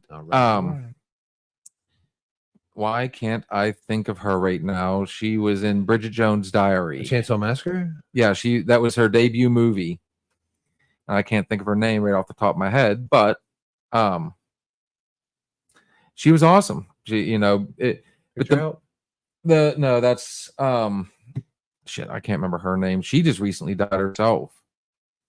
But then the reboots and everything did very well. But you know, yeah, the original Texas Chainsaw. It's one of those ones, in my opinion. Renee Zellweger, thank you. Yeah. She Who's coming with me?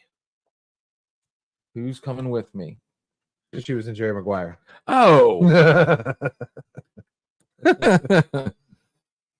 She was also in Me, Myself, and Irene.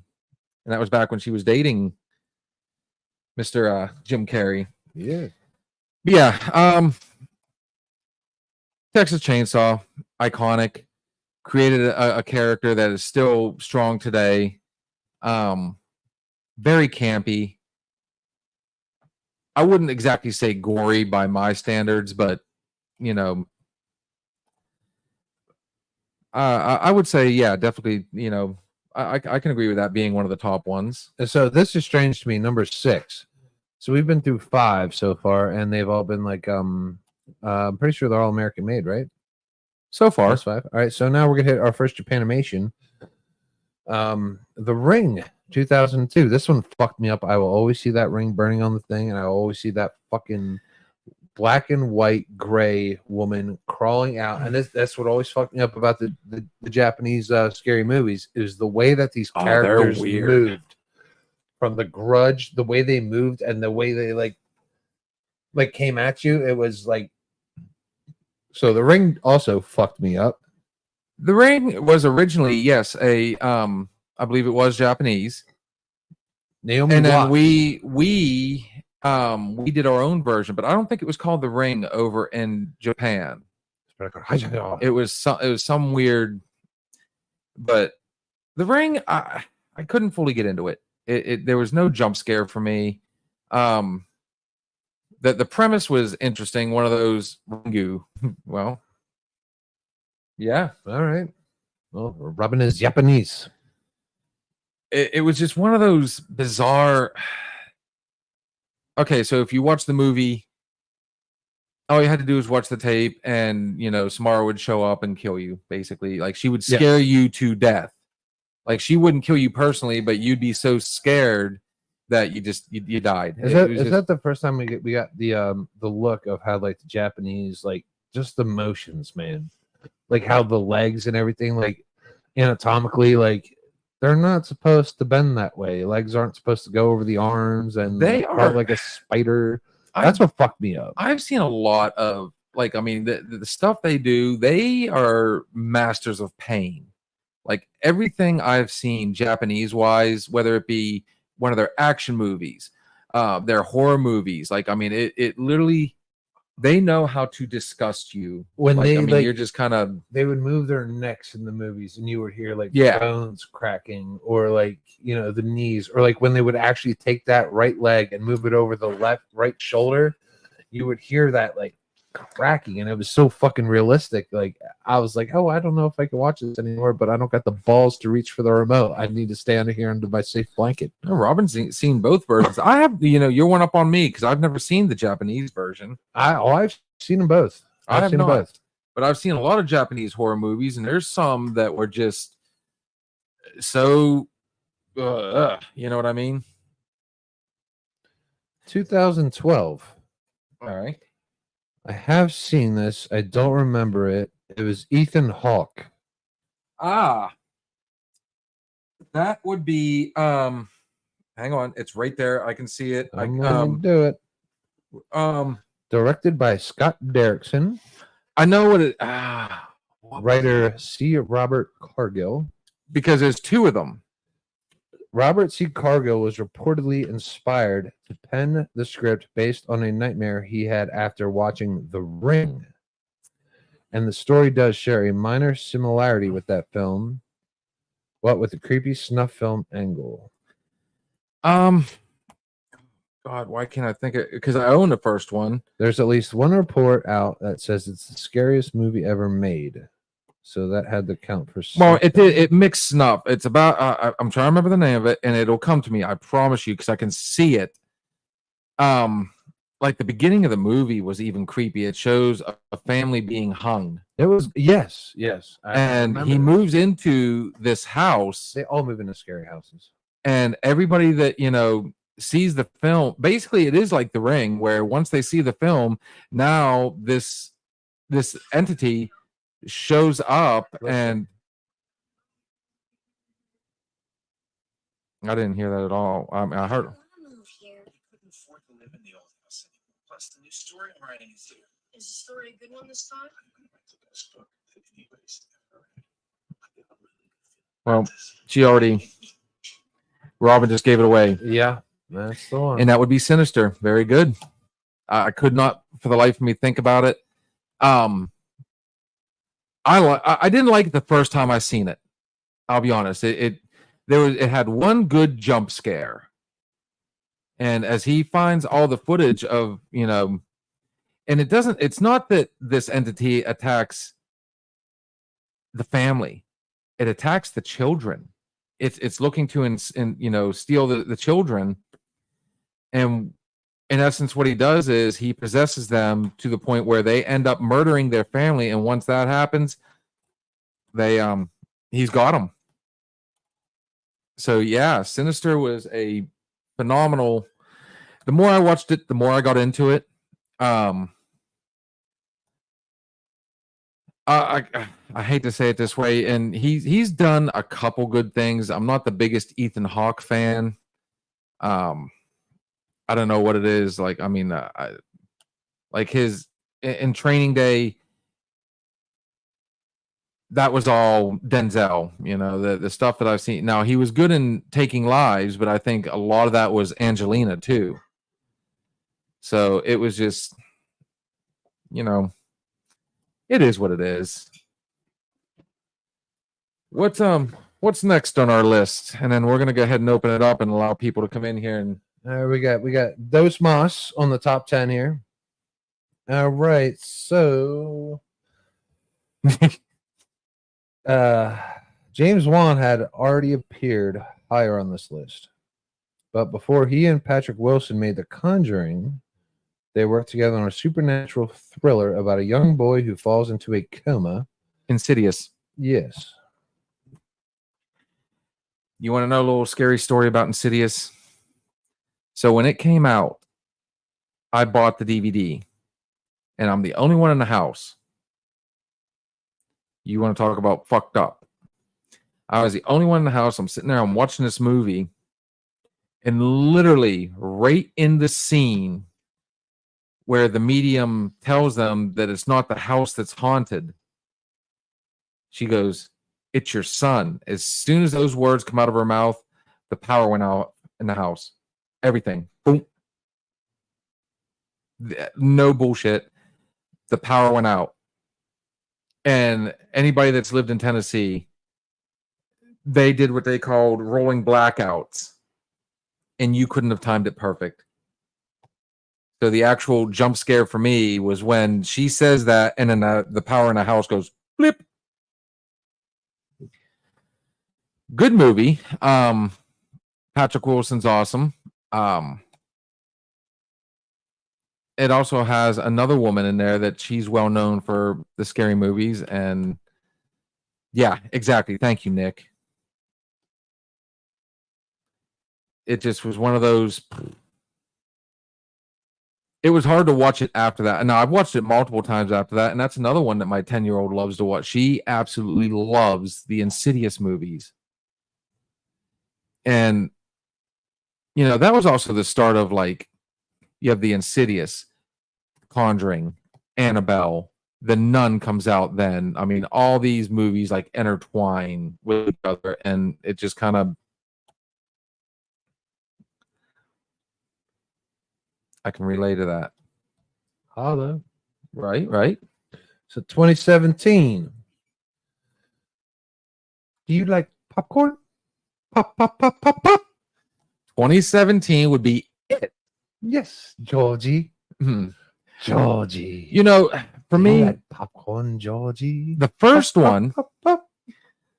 I'm kind of surprised that they went with the 2017 it as opposed to it was actually a miniseries originally starring Tim Curry, who is a legend, as Pennywise. He's a good fucking it, man. Holy shit. And like you had a young Jonathan Brandis, Seth Green, like I mean some big names in that. And then you had Harry from, as they were all grown up, you have Harry from Night Court and all sorts of,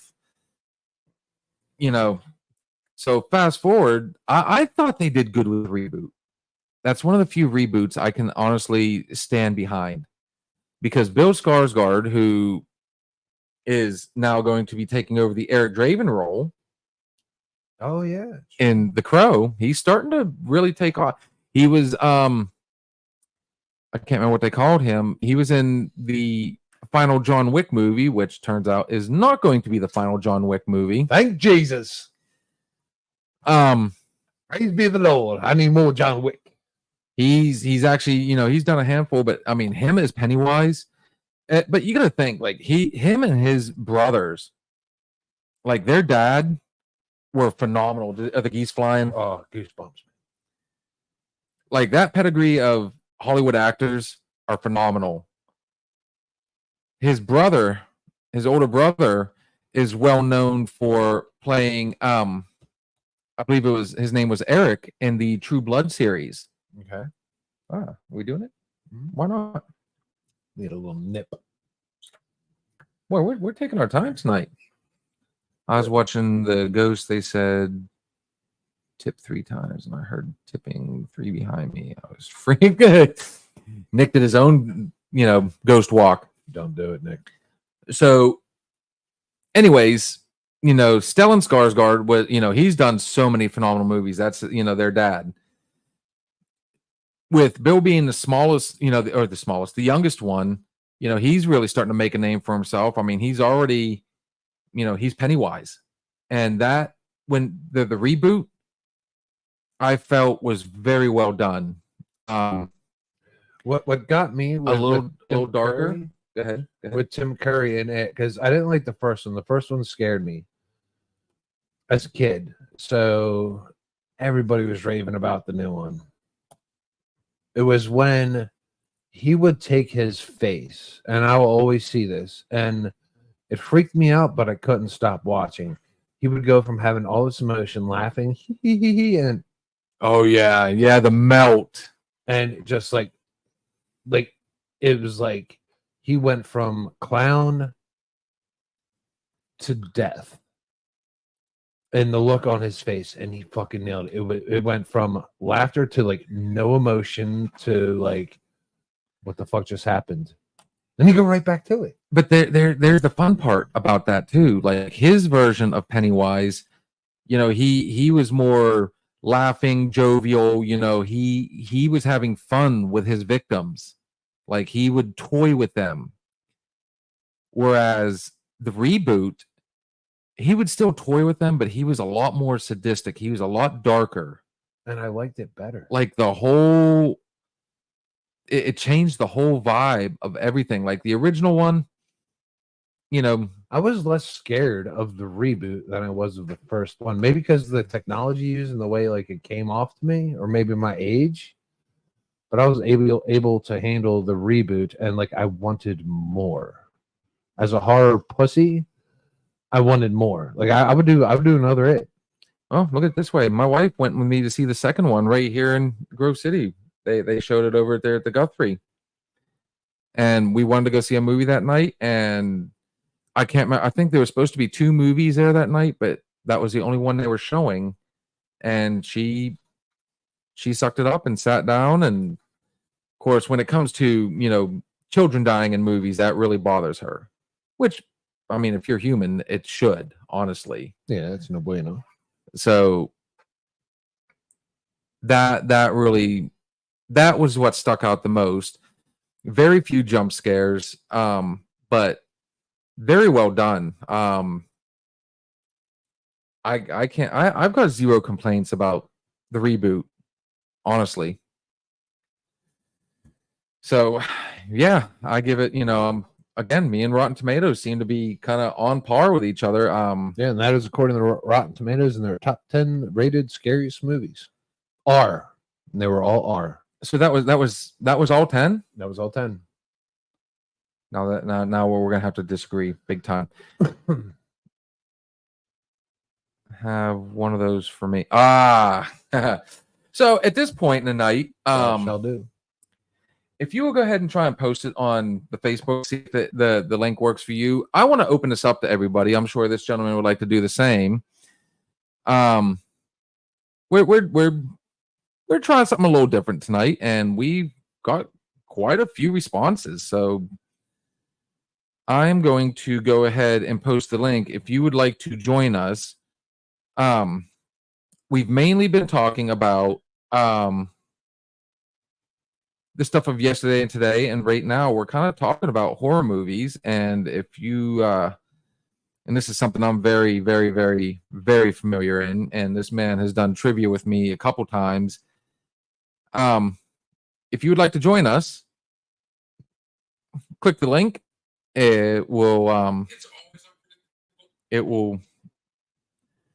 send you to us, and we will we'll put you on screen. We'll talk to you face to face. And while that's going on, how about we go ahead and take another break real quick and give you to that. You cool with that? Yeah. I'll give us a chance to kind of do a quick, what we need to do. I say we do. You know what? He's got 1 million views on this. A good friend of ours. He's been on the show. Awesome interview. Anybody that goes back and watches Gary, we call him GB3. Awesome guy. He did this song right after the assassination attempt here in Butler. Guys, enjoy. This is Gary Burke III. Take it back again.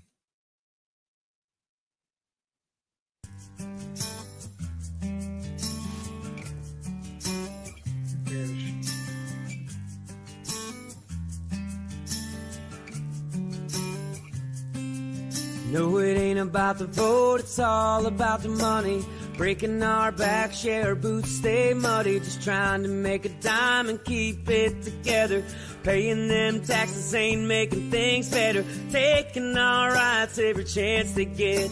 Never really thought it would come to this. They took that shot, thank God they missed. It's time we put a stop to this. This land is your land, my land. Bigger than a deep state island, made with hard work in the heartland. Ain't nothing getting done without our hands. It seems like forever since we came together. This is all just part of the plan. This is your land and my land, and it's time to take it back again.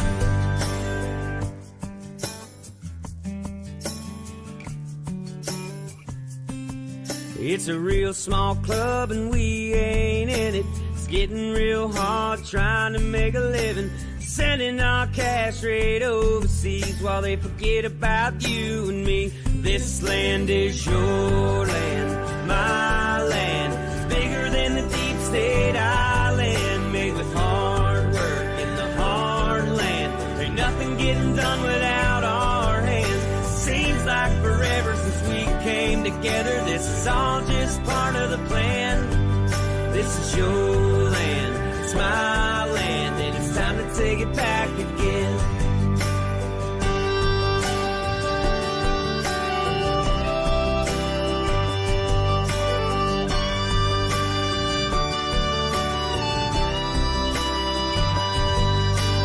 Taking our rights every chance they get. Never really thought it would come to this. They took that shot, thank God they missed. It's time we put a stop to this. This land is your land, my land. It's bigger than the deep state island, made with hard work in the heartland. Ain't nothing getting done without our hands. Seems like forever since we came together. This is all just part of the plan. This is your land, it's my land, and it's time to take it back again. This land is your land, my land, bigger than the deep state island.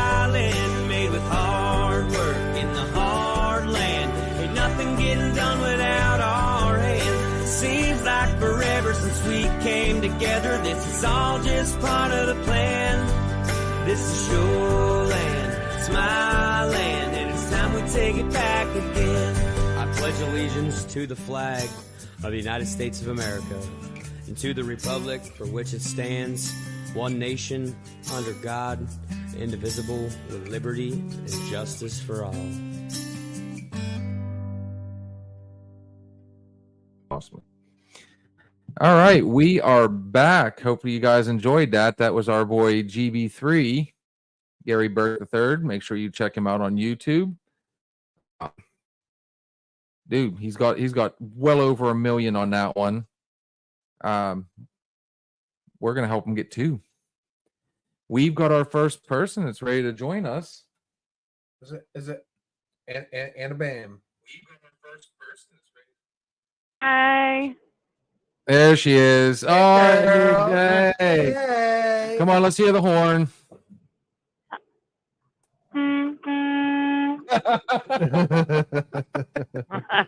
Gosh, it finally works. We were talking about that, being kid again. So I mean, I think every Heck kid in yeah. their life at one point has looked at a truck as they've gone by and done the whole. I have It makes adults you do feel it so a good. lot. Amazing amount of adults will drive by and make that arm signal. More adults than children, to be honest with you. But I have Right, a funny story about that air horn. Would you like to hear it? Let's hear it. Blow that horn. Okay. So it's my friend Beth from years ago. Yes. Well, sadly enough, her father passed away. This was way back when when me and my ex-husband drove together. And her dad passed away. And my ex-husband had to go to that other state to take care of some family business. And of course, she's my best friend. I'm going to be there for her. Well, he took the Mercedes. I was stuck with the truck, bobtail. Oh, that mother. And so I all supportive and everything. This woman, Beth, puts me behind the limo in the funeral procession in Crossville. Now, what's the name of that funeral home up on top of that hill? That's where we were, right? All right, yeah. And it's such a steep hill, and then the funeral procession went down the main street, right? Well, of course, the truck takes a second to take off, especially on a hill. It's even if it doesn't have a trailer. So I pulled out onto Main Street. People didn't realize that I was part of the funeral procession. Everyone else is behind me, part of this funeral procession. I am totally mortified, right? Right. So I take the center lane, and because once I pulled out, everybody stopped again, and they were like, "Oh shit, it's a funeral," right? And I start air horning the hell down Main Street to catch up with the limo. And we went all the way to, what's that place north on 127, another town? It's like forever. It's like 40 miles away or something like that. But anyhow, so we get to the funeral, to the cemetery, right? And the hearse goes up there to the site, and the limo goes up there to the site. But then all the rest of us have to park. Well, when I park, I'm waiting for, I see people walking towards my truck. I am, totally embarrassed. I'm thinking to myself, these people are going to cuss me out. And are you bobtail or do you have a trailer? Right now, for the funeral, I was bobtail. Yeah. Okay. Okay. So I get to the cemetery, and these people were walking up to the truck. I'm thinking, oh God, I'm going to get an earful. That was horrible. I'm mortified, right? And this lady knocks on the door. She says, "Hi, my husband's just embarrassed to ask, but I was wondering, can we blow the air horn for Jack?" And before I know it, there is a line of 15 people that want to come up in my truck Jack is her dad that passed away. 15 people lined up and came up in my truck to for Jack. He's fine. Nothing screams Tennessee more than a tractor going down in a fucking funeral procession. I could have killed her. I expected her to put me in the back, or no, she put me. It was the hearse, the limo, me. That just screams Tennessee. She's actually from Ohio. But Even worse. yeah, there's my air horn story. So, where are you taking your load tonight? Same place, different night. Kansas City. Repeat offender. Yeah, it's a dedicated run. I'm either when you guys are on, I'm always headed to KC. Really? Yeah. Dedicated run, dedicated load. Yes, sir. That is one thing we've talked about, though, is, we've tried to tell people that right now, Wednesdays and Sundays are just, there are starting points. We're working on trying to find at least one more night. Now, it's going to be interesting.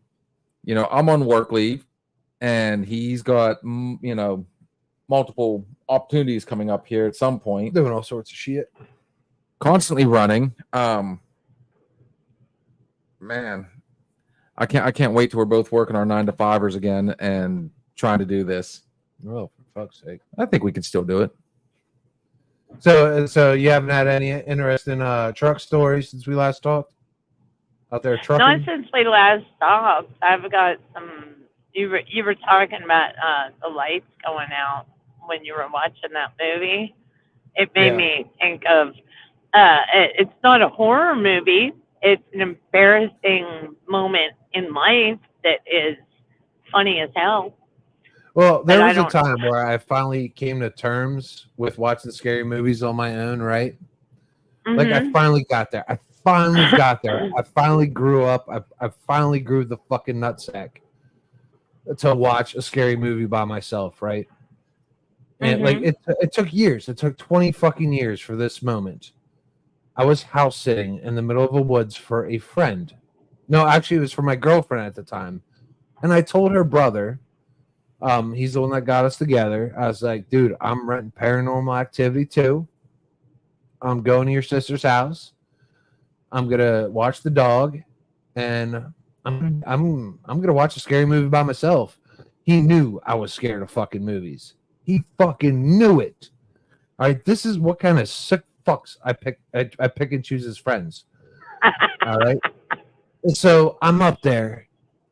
I don't know how early he got there, but he got there. He parked like 2 miles down the road in the fucking winter in the snow. He hid his car in the fucking woods. He watched me pull in the driveway, snow-covered roads. Nobody's coming down this road without me seeing them. You know what I mean? I could see headlights from a mile away. We're in the middle of fucking nowhere. And so she had her TV set up, right then the couch, and then there was this big bay window behind the couch. So it's TV, coffee table, glass coffee table, Steve on a couch, and this big open bay window so I could see anything and everything that had a light coming down the road.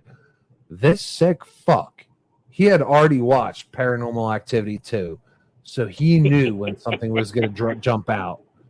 Dude, he's sadistic. He's so fucked up. So I'm sitting there. She's got a big dog. I got him calm. He's on the fucking floor.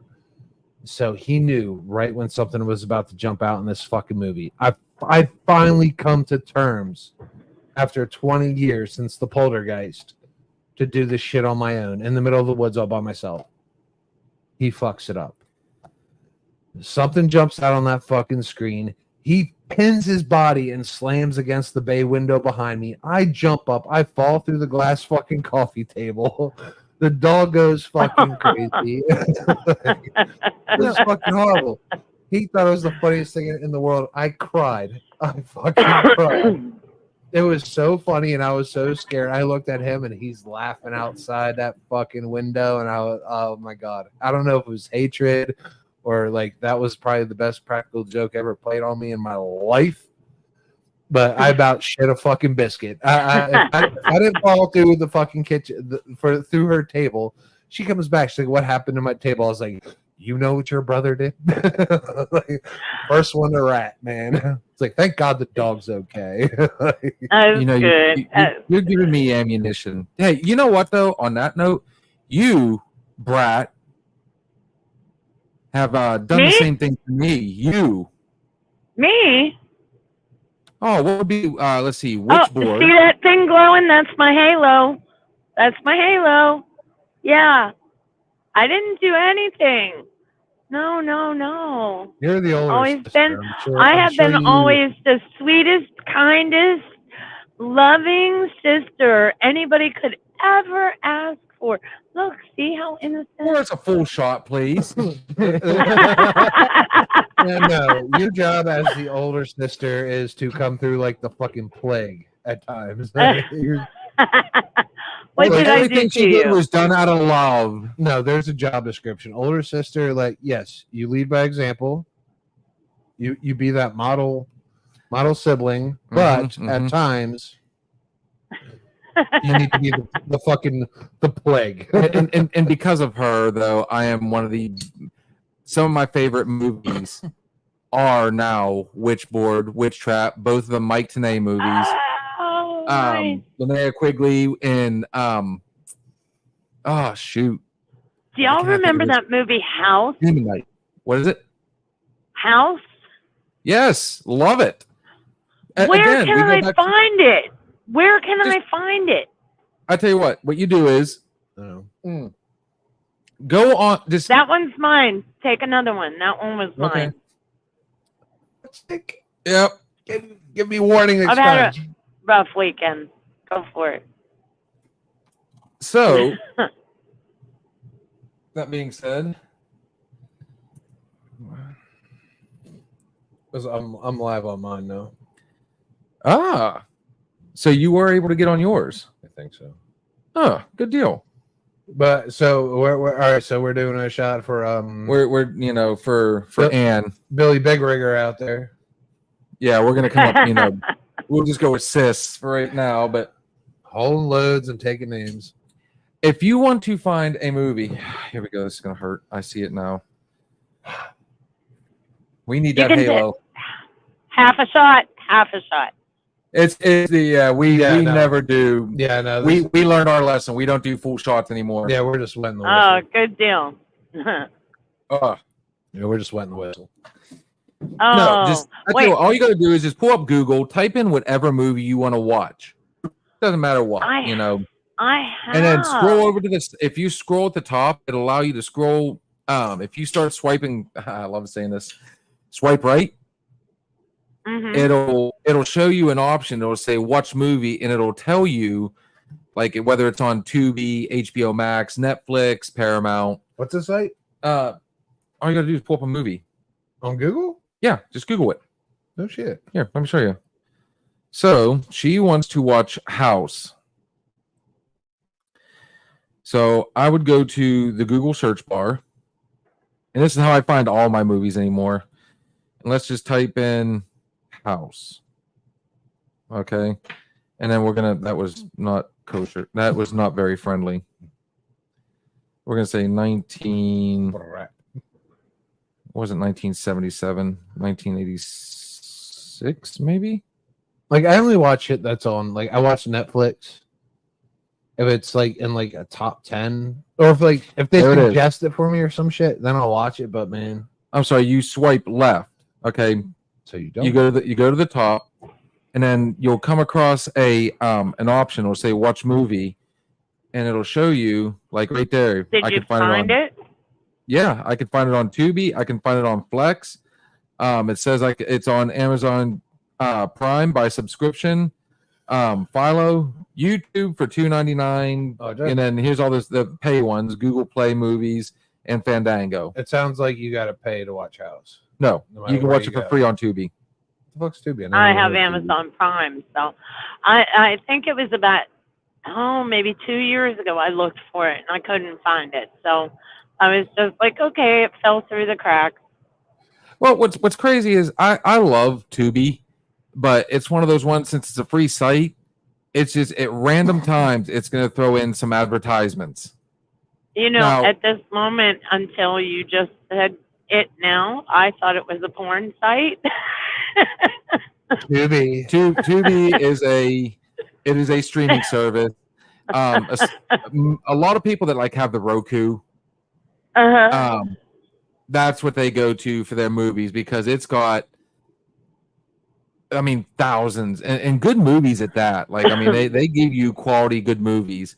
They don't give you new releases, but they'll give you the stuff that like you grew up watching, or something that has just recently finally hit that peak and is no longer like, you know, top of the line. You know what I mean? Yeah, Right. you're thinking of Okay. Tuber. So, like, I mean, for, you know, I bring it up again. Let's say Witchboard, 1986. Oh, good movie. I go over here, I hit watch movie, and what a shocker. Look at the number one. Tubi. Free. You can also watch it. They've got something called Freevee. Freevee. And you are not being sponsored by any of these places. And I'm not being sponsored. Nope, they're getting free advertisement right now. Well, they should, because I never heard of them, so it can't be that great. But I mean, most of the movies you're going to want to watch, I'm sure, are 80s. So it's definitely going to be that Tubi would be the site for you. Okay. It really would. Thank you. That's going to have all the good stuff. And, you know, I think that, you know, when it comes to scary movies, honestly, like the one that fucked me up the most and scared the crap out of me, you know, I say crap and then I just drop the F-bomb like right before that. I don't know. I'm a weird person like that. I would say fucking shit. Believe it or not, Night of the Living Dead. Really? The original. I mean, yeah, granted, now I watched Thriller and it did, you know, man, we're going to turn that down just a little bit. There we go. Yeah, but that was different.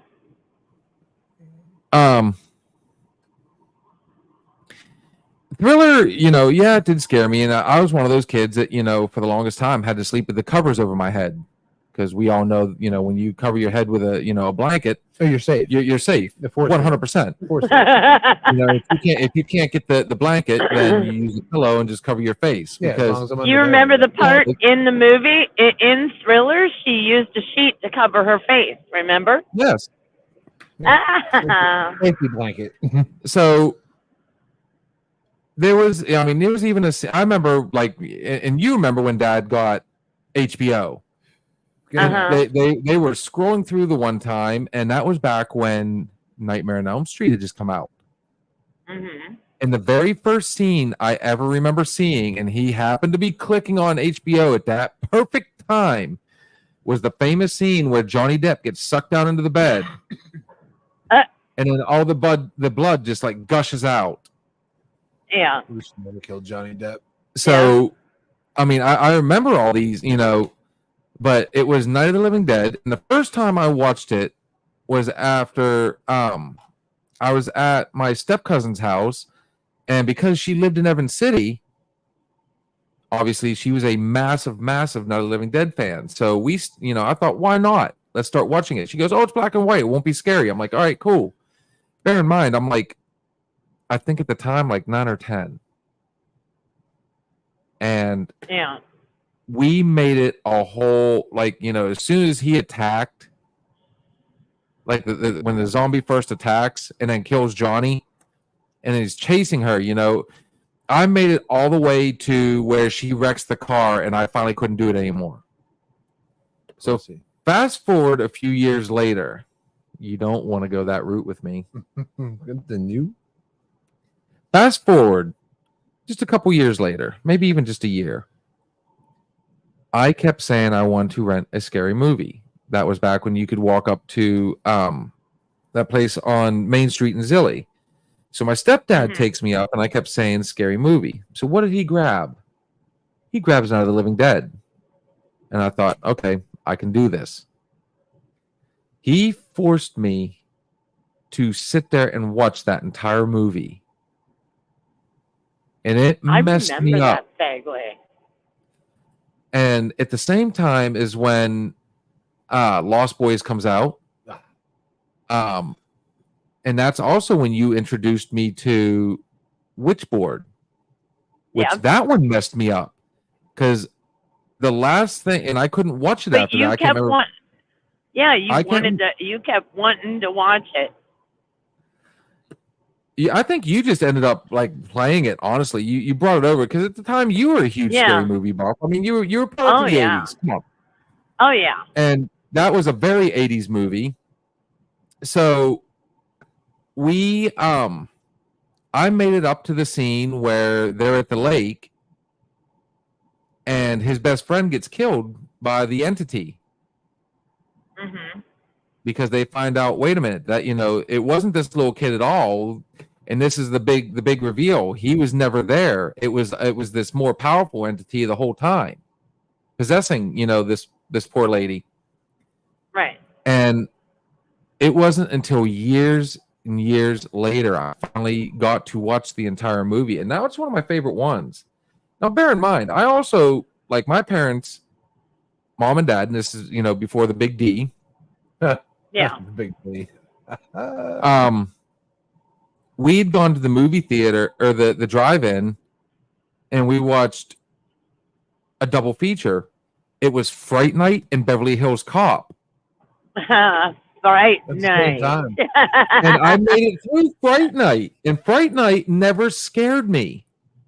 That's because it was so Beverly cheesy. Hills Oh Cop, no, right? I was like 5 or 6 at the time of watching these, and I remember up until it was like the very beginning of Beverly Hills Cop, and I fell asleep and was out the rest of the movie. And like I remember we're home and I'm going to bed. But yeah, vampire movies have never ever scared me. And then lo and behold, the one movie that scared the shit out of me the most was Night of the Living Dead. And now it's a toss up between zombies and vampire movies, which ones I like more. I've seen every one of the Living Dead movies. I've gone and met a lot of the actors. I've met the original Johnny, the original, Barbara. I go to Monroeville and it just, I can't get enough of zombie movies. So, and then on the same note, like the stuff, and this kind of goes back to the, you learn at an early age. There was such a fascination after Witchboard that, once I started knowing directors, and I wanted more. So I've seen Witchboard, and then he did another movie called Witch Trap, and he did Demon Knight, and he was big in the 80s for quite a while. So I think my favorite type of movie truly is scary movies. Like, you give me a good horror movie, I'll sit down forever and watch them. Doesn't matter how cheesy they are. Now, there have been a few, and so as you guys tried to pigeonhole me with the other day to go fanboy, I am actually super stoked about having this Victoria DeMar on here, because she is a She's scream queen, amazing. and I really do like these Killjoy movies. I feel like they kind of brought back it kind of made me think of the Evil Dead movies, the Bruce Campbell that we laughed at and had fun with, So yeah. You had mentioned the Poltergeist. Poltergeist scared you, Steve, and Bill. You mentioned that the house is for sale. Heck yeah, I'd buy that thing, but that backyard would have a wall put around it. That movie came out, I believe, in 1982, which puts me right at 9 years old. Okay. God, wow. Anyhow, and it was always on HBO, but and every time I would watch it, the only part that really bothered me, and this is directly because of you, Bill, was when that tree starts eating that little boy.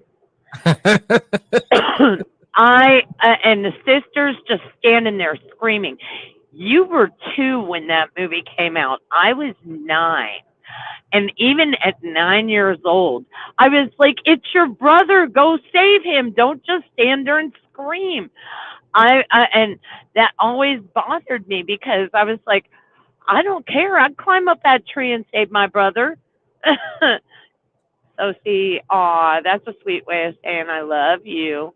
Aw, Blushing. But yeah, I mean, like, that was like, to this day, it still kind of bothers me because I'm like, stop standing there screaming, shaking your head no, and just grab him, you know?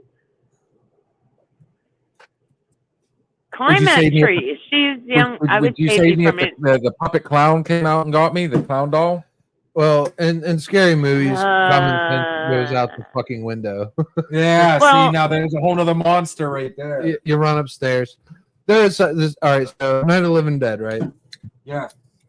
Zombies. It's probably like our introduction to zombies, right? He was the originator, yes. All right, now was there ever a point in your life where you felt, oh, I got you one right here, motherfucker? I didn't even see that, my bad. It's all right. It's all right. I'll drink that. All right. Was there ever a point in your life that you felt like a zombie apocalypse could happen? I got addicted to The Walking Dead, like the early ones, before Glenn got his head smashed in by Negan. The first one sucked. The first season sucked, and then from then on, it was awesome. After Glenn got his head smashed in, like I got fucking totally fucking emotional. I'm like, all right, if Glenn died, anybody could die. Like I got to do this slowly. I cannot do this in bulk. But have you ever thought that a zombie apocalypse could happen? Resident Evil, shit like that. There are Resident Evil. There are zombies. What's that one with Brad Pitt? Oh, World War Z was retarded. World War Z. So I mean, When- we had a zombie. When they time, came right? out with the COVID vax, I was a little nervous because of I Am Legend. For real. So there was this point in my life where like I came to terms with it. I was like, all right, maybe I should prepare for a zombie apocalypse. Like, have you ever thought about that? Like, have you ever like mentally like gathered supplies? Not gathered supplies, but I've come up with plans. Yeah, like I'm thinking, I'm like maybe I'm we should gonna build. I 28 am days gonna. later sort of thing. Yeah, build a shelter or something like that. Like I'm more worried about a zombie apocalypse than I am worried about nuclear warfare. I'm like, I'm gonna yeah. go hide in a silo Yeah, like I will because have they things. can't climb them. I will build a small arsenal of things that can penetrate a skull. You know what I mean? I'm like, all right, so if this does happen, like, I don't want to get bit, so I need like bite-proof fucking armor and shit like that. So I'm like, all right, check. I need cans of SpaghettiOs, check. You know, no, because that shit never goes fucking old. That shit never goes old. I probably need some Spam.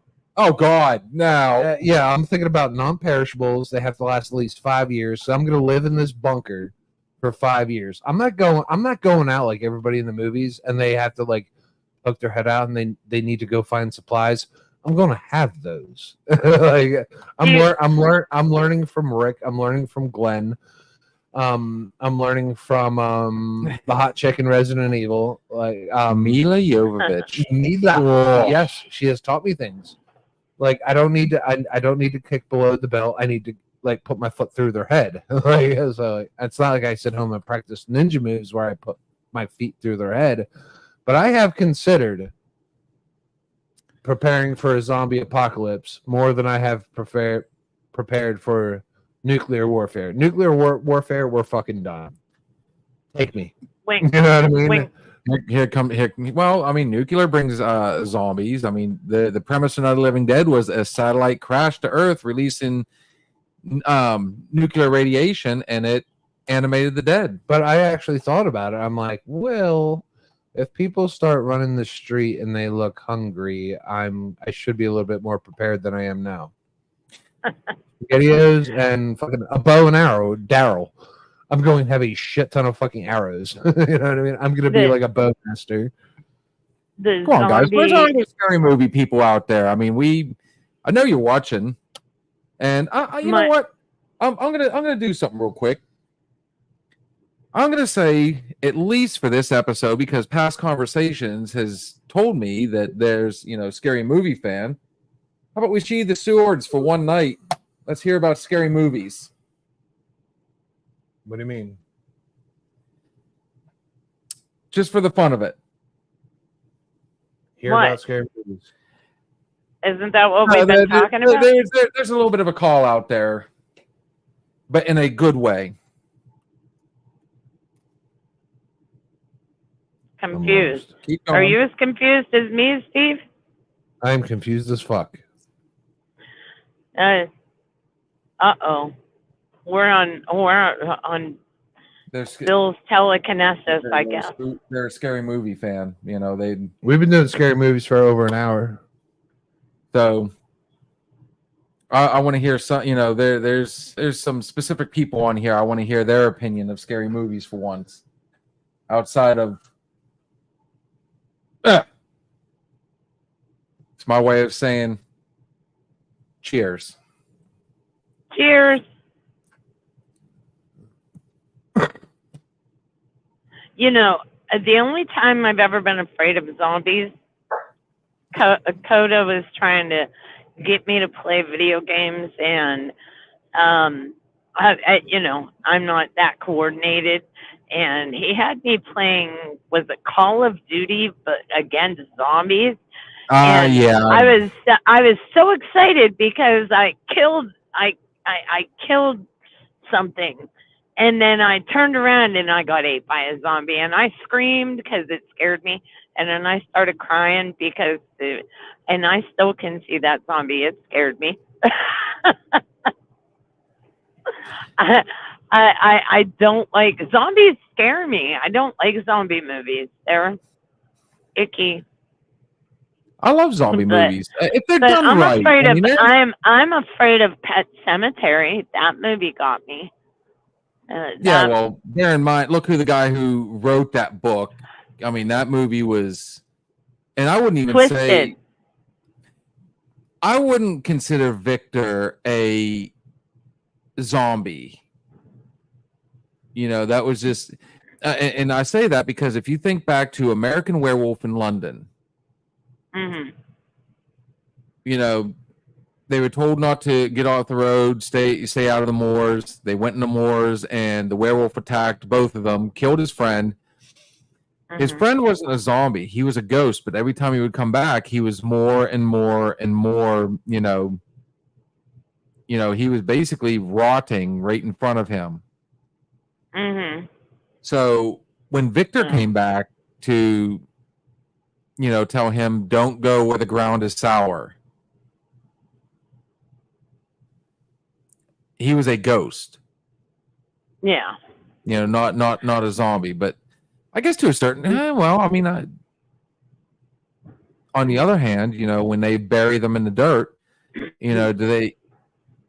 They never do say whether or not they're zombies. They're supposed to Right, come back, right. alive, but they're not the same. I don't know. I don't know. Here's a thought. Here's a thought. Okay, so a zombie is somebody that has died and kind of came back to life in a dead form, right? Okay. Right. So all these people that have froze themselves in cryogenics, when they come back, are they going to be zombies if they figure out how to thaw them people out? Well, my first question is there really such a thing, or is that just a that was something they talked about in like the early 90s? Because I don't I mean, the legend is that Walt Disney was frozen. Legend, yeah. But I mean, just food for thought. Would you call them a zombie? Don't they meet the criteria? Yeah. I mean, you can say that. It's pretty weird.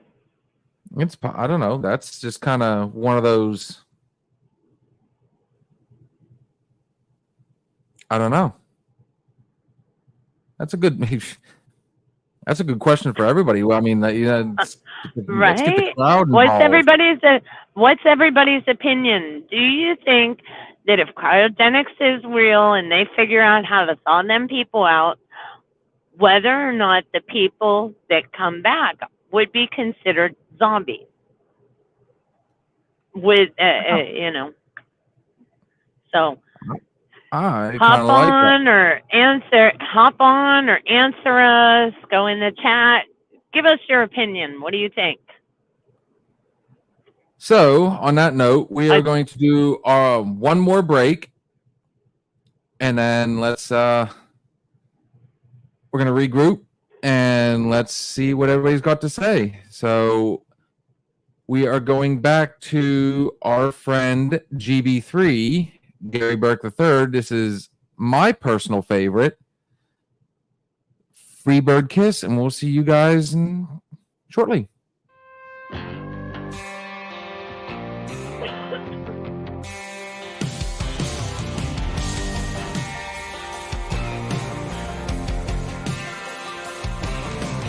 All dolled up like a Dixieland dream. Hit a high dollar diner in the downtown scene. Riding home pretty in the shotgun seat of my jacked up country boy limousine. I threw it in park right there in a drive. That song came on 95.5. Do I walk to the door? Do we call it a night? We just turned it up and said, baby, I want a free bird kiss, free bird kiss. 14 minutes backseat bliss. Make it long and sweet and soft, so slow. When we get to the solo, crank it up and call me baby. Let's get a little crazy. Let the swamp music make you miss my lady. One thing on earth she can't resist is a free bird kiss. When the last note hit, I was falling hard. She had my heart racing like a screaming guitar. Just when I thought the fun was about to end, she pulled me in closer and hit me again with a free bird kiss, free bird kiss. 14 minutes of backseat bliss. Make it long and sweet and soft, so slow. When we get to the solo, crank it up and call me baby. Let's get a little crazy. Let the swamp music make you miss my lady. One thing on earth she can't resist is a free bird kiss.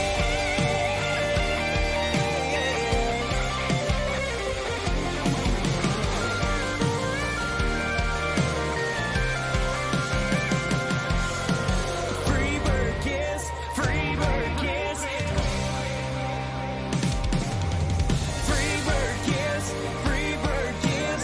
14 minutes backseat bliss. Make it long and sweet and soft, so slow. When we get to the solo, crank it up and call me baby. Let's get a little crazy. Let the swamp music make you miss my lady. One thing on earth she can't resist is a free bird kiss.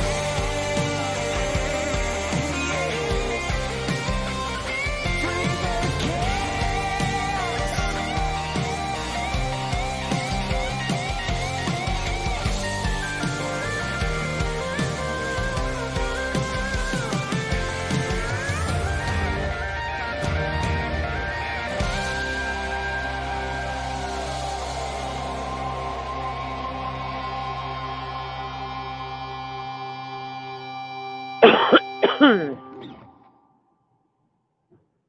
Five. And that was GB3's Freebird Kiss. Hope you guys enjoyed that. Obviously, we pushed that dude. He's a good friend of ours. On that note, what are we gonna So are you guys gonna, speaking of scary movies, are you guys gonna dress up for Halloween this year? I'm like you said, you were DJing, right? I want to do something crazy this year. I want to do like me and Bill as a duo, but I want it to be fucked up. But I want to challenge our viewers to make this happen. Oh, You talked about those two twins. Are you serious? Yeah. You want to do the blue and white dress? The whole deal? Yeah, the blue and white dress, and like the twin things. I'm 6'9". And Bill's What are a you guys smaller gonna man, do with but- your facial hair? Paint over it. Keep it. This shit hasn't left my face in a long time. But yeah, it's another like viewer challenge. You know, we hit our likes and subscribes, man. We might dress up as the twins, little decrepit Alice in Wonderlands. you could yeah. do the Another you could do challenge. the It's something Arnold else to do. Schwarzenegger, Danny DeVito one. Twins? You've never seen the I've- movie Twins with Arnold I've seen the movie. Schwarzenegger I and just Danny said what it DeVito? was. I know. Yes, I've seen Twins. But you know, I've got no problem dressing up like something fucked up, man. Like something fucked up, creepy for Halloween. I always like to dress just creepy. I'm always like a big bad wolf, or What do you think of? I've dressed drag many a times. And, You just gave me oh, inspiration. see me in a dress, dude. I'm stunning. So you really want to do something? I love it. Rocky Horror Picture. Oh my god, I totally get to dress up like a chick. You know, that You have makes to, me you know, almost Tim want to Curry? fly Oh, out yeah. for a day. If we do it, would you rather be the Tim Curry character? Would you be, Frankenfurter, or would you rather be Rocky himself and you got to walk around rocking the Speedos? Speedos. I don't have The gold, I don't have the an gold ass. grape smugglers you would have to wear. I don't have an ass, so yeah, that's out. I have a crack in the lower portion of my back. Is what I have. It's straight flat, and then there's a spot for disposal. That's about it. Oh my god. What would be another good I one? have no ass. If I could figure out how to get an ass, I would. I don't know. I'd wear yoga I tell- pants. Maybe if I wear yoga pants, I'd have an ass. And get those TikTok pants. Oh, dude. How about this one? I need something. You- Tell me there's not a more fucked up movie. And the first one falls under the horror category. The next two, in my opinion, did not. And I know you've had to have seen these and you have to be fans of them because you definitely like the man who created them's music. House of a Thousand Corpse would work as a scary movie. After that, Zombie. The Devil's Rejects and Fabulous. Three from Hell were Fabulous. so far from scary. Yo, Rob Zombie. I could watch anything with Rob Zombie's wife in it. Ooh, Sherry Moon. She is hot and she is fucked up. That's like my kind of chick. So if you really want to go fucked up, how would you feel? And you would fit this part perfect.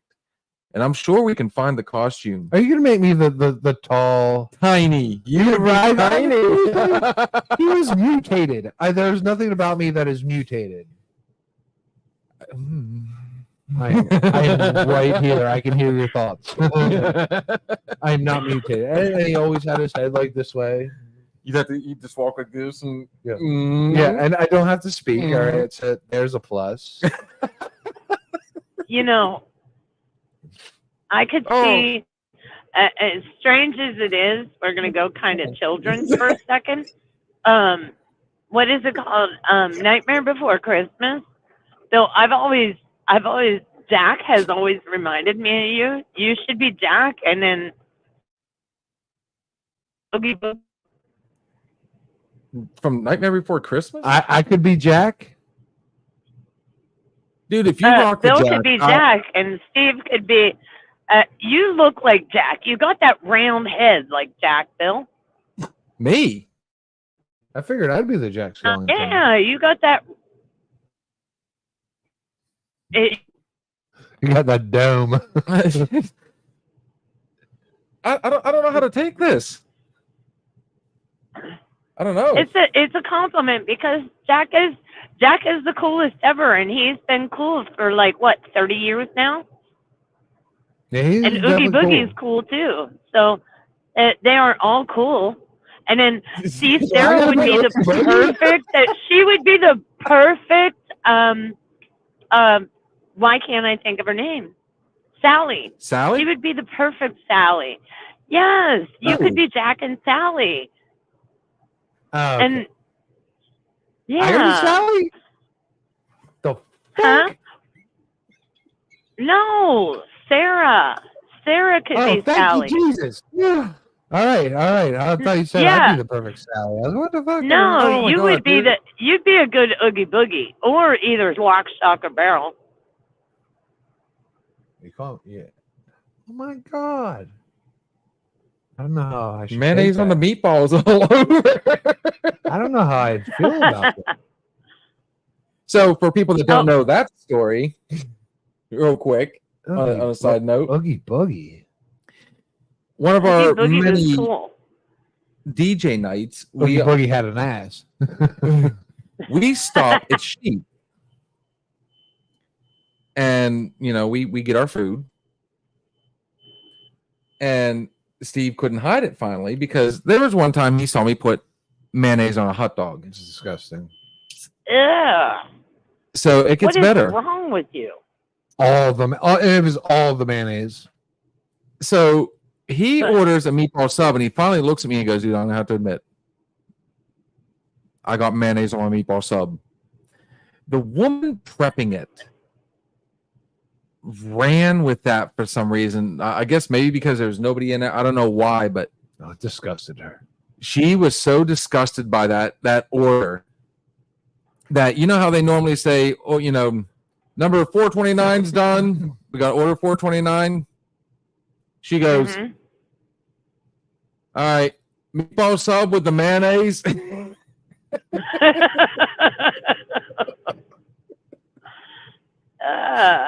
Who does that? Apparently, this older woman that wow. The grimace on her face while she prepared it was Ugh. notable. Notable. Did it look something like this? It was Yeah. yeah, the wrinkles and all. Yeah. You can't see what I'm holding up for you. No, I can't. 'Cause you're driving. No, you are now like when she's on here. Is it not more like having like that phone interview that we gotta Yeah. there she is. Yeah. So what are you holding in your hand? But safety first. I had that for him for the wrinkle comment.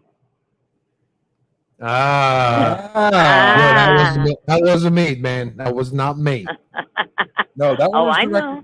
to me. Yes. I'm Yeah, not that was fucking with Billy specific. Badass over here. No. I got another one for you too. Anyhow. Oh, you Both brought hands on the wheel. you brought friends. Both Uh-huh. hands on the wheel. Yeah. You are now on video. Well, that's why I'm in the dark all the time, is because I have better vision. The more light you have on you in the dark, the harder it is everybody for you that's to living see in- yeah. further. Yeah. So, See that dark road sitting, that light road sitting in the dark. Yeah. mm. On that note, so preseason's over. Thank fucking Jesus. I was What? not. And we had the start of college football. Oh wow. Okay, so we go from an underwhelming preseason. I was not impressed by any of our teams. They don't play their dudes. None of them played for shit. And normally I enjoy preseason. I did not this year. And for me, it's a double banger now. You know how they say 3 strikes you're out? Thank God it's only 3 weeks now. Holy fuck. The Olympics absolutely sucked. Balls. Horrible. The competition, every bit of it, was not fun to watch. The breakdancing, dog shit. Oh God, don't get me started on the preseason football. Absolutely sucked. We tried to watch the game yesterday, and I mean, we left at halftime to go and close shop. It didn't bother me to leave the Steelers. Yeah, it's dumb. It's fucking dumb. Let's get to the real deal. So let's go to the first already huge upset of the season, which, to bear in mind, I don't know why they were ranked so high, because they lost basically all their stars. They were ranked number 10 going in, but they had DJ Uyunglele, who has transferred from Clemson to Oklahoma State, and now he's in Florida State Florida State, who also got fucked over last year because they were undefeated, and did not get a bowl game. Agreed on that. So everybody expected Florida State to be super electric this year. They lost so much, And then so much. to lose to Georgia Tech, Georgia Tech's good as fuck. They were good as fuck last year. I mean, that came out of nowhere. I don't know how Florida State was ranked. Well, it's the first time they said, was it in 5 years they were talking about? No longer. Plus, they did the game in Dublin, Ireland. Like, I don't know why you're opening up the fucking college football season in fucking Dublin, Ireland. Well, college football is an American sport. Let's keep it in America, motherfuckers. No, I like it. I like that we're branching out. Not the first game of the season. The first game of the season should be in fucking the United States of America. It should not be in fucking Dublin, Ireland. And as our first agree to disagree, I like the fact that it's branching out there. And, there were like 5 games yesterday. One was in Ireland. One was in Hawaii. Hawaii's a U.S. state. One was in New Mexico, very close to Las Vegas for all you betting people, which that game was totally fucked up. No, the big announcement, honestly, and that was a hell of a game because Florida State was winning, and then they just kind of laid back, and Georgia Tech came in, and next thing you know, that field goal. DJ Uiagalelei is dog shit. He's a bad quarterback, and Florida State, you are not making the playoffs. You just lost to Georgia Tech. You're done. I think, honestly, sayonara. I can tell you right now, let's pre-warn all our viewers that Wednesday and Sunday coming up. Ooh, wait. By the way, Sunday is going to be interesting whether or not we're going to do our show. We may end up bumping it to Monday. Right. But that being said, we'll talk about that at another point. We'll figure that out down the road. There's going to be a lot of sports talk coming up, and especially our people that have been getting on there from Tennessee. Football, because I got such a chub for football. It's been since February, man. We have had zero football. This dude. Now, I'm not 100% that sis. Well, you quick on the draw on that one. Are you a football fan? Me? Are you a sports fan at all? College, no. Football, yes. Who do we follow there? I do have 2 favorite teams, and they've been my favorite teams for well over a decade, maybe 15 years. And actually, I've lived in both places. I recently moved to one of those places, but I tell people I was born in Pittsburgh. I was injected with black and yellow blood, so I absolutely have to be a Steelers fan. Here it comes. And then Kansas City is my other go-to team. So it gives me something. Can we block her from this? Yeah. You need the X. You just got swiped left. I can't help it. You know what? Okay, I do have a legitimate reason now. For me, a little bit older than you all. Okay, not by much, but I remember as a kid. I don't know if y'all do, but I remember watching football and it being very unpredictable, very rough and tough, and now. I mean, it's almost like they hand each other. Well, these are the plays we're going to make, and scripted. So it's less. Yeah, it's less interesting.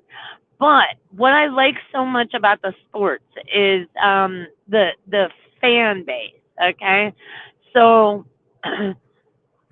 the only city I've ever, and you know I travel, the only city that I have ever been to that has even close to the amount of enthusiasm as the Steelers, as Pittsburgh, is Kansas City.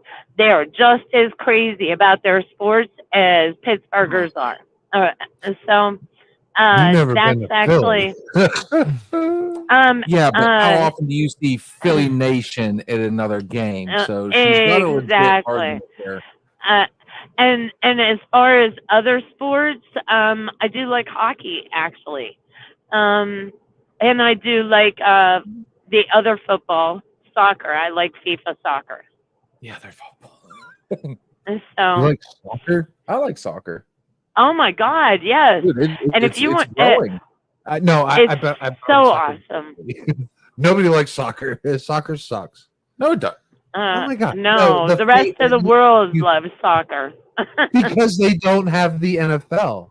Well, there's a fair argument. If you give Europe NFL football, It's if getting you there. give Europe or fucking Africa or Australia or anywhere else that's not America, you give them like real contact sports, they're gonna say fuck soccer because all they have right now is soccer. That's it. Soccer is dog shit. That is a fair argument. That honestly is a fair argument. I love Yeah. Australian sports because they have rugby. Europe, they have soccer and rugby. That's why America is branching out with their sports because these motherfuckers, they don't have it. But then again, Eagles are playing in Australia. A lot of our NFL teams right now, they have dedicated countries that they're playing 1 to 2 games in continents. Let me say that, continents where they are playing because they know soccer fucking blows. Soccer is a national sport because everybody can play it. You run around, you kick a fucking ball. wow. No, Wow, that is so, oh my God. I'm on it. I'm Yeah, letting I'm on him it. talk out his ass. There's soccer. It is on. You know how much training goes into playing soccer? How much physical contact? You've never watched Have you not soccer. seen a broken Uh, ankle? There is more watch precision and NFL. beauty in soccer than NFL. Beauty? There is no beauty in sport. Watch It the is German fucking- soccer team. Watch the German soccer team compared to the Mexican soccer team. They are. That's like comparing a Porsche to an apple.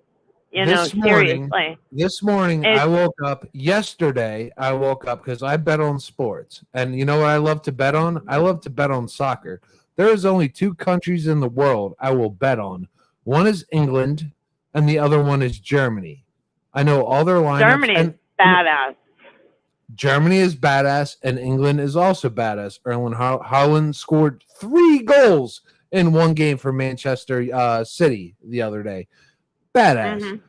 Mhm. They're the only countries that score goals. You know why soccer is such a worldwide sport? Because everybody can play it. Everybody can run around and kick a fucking ball.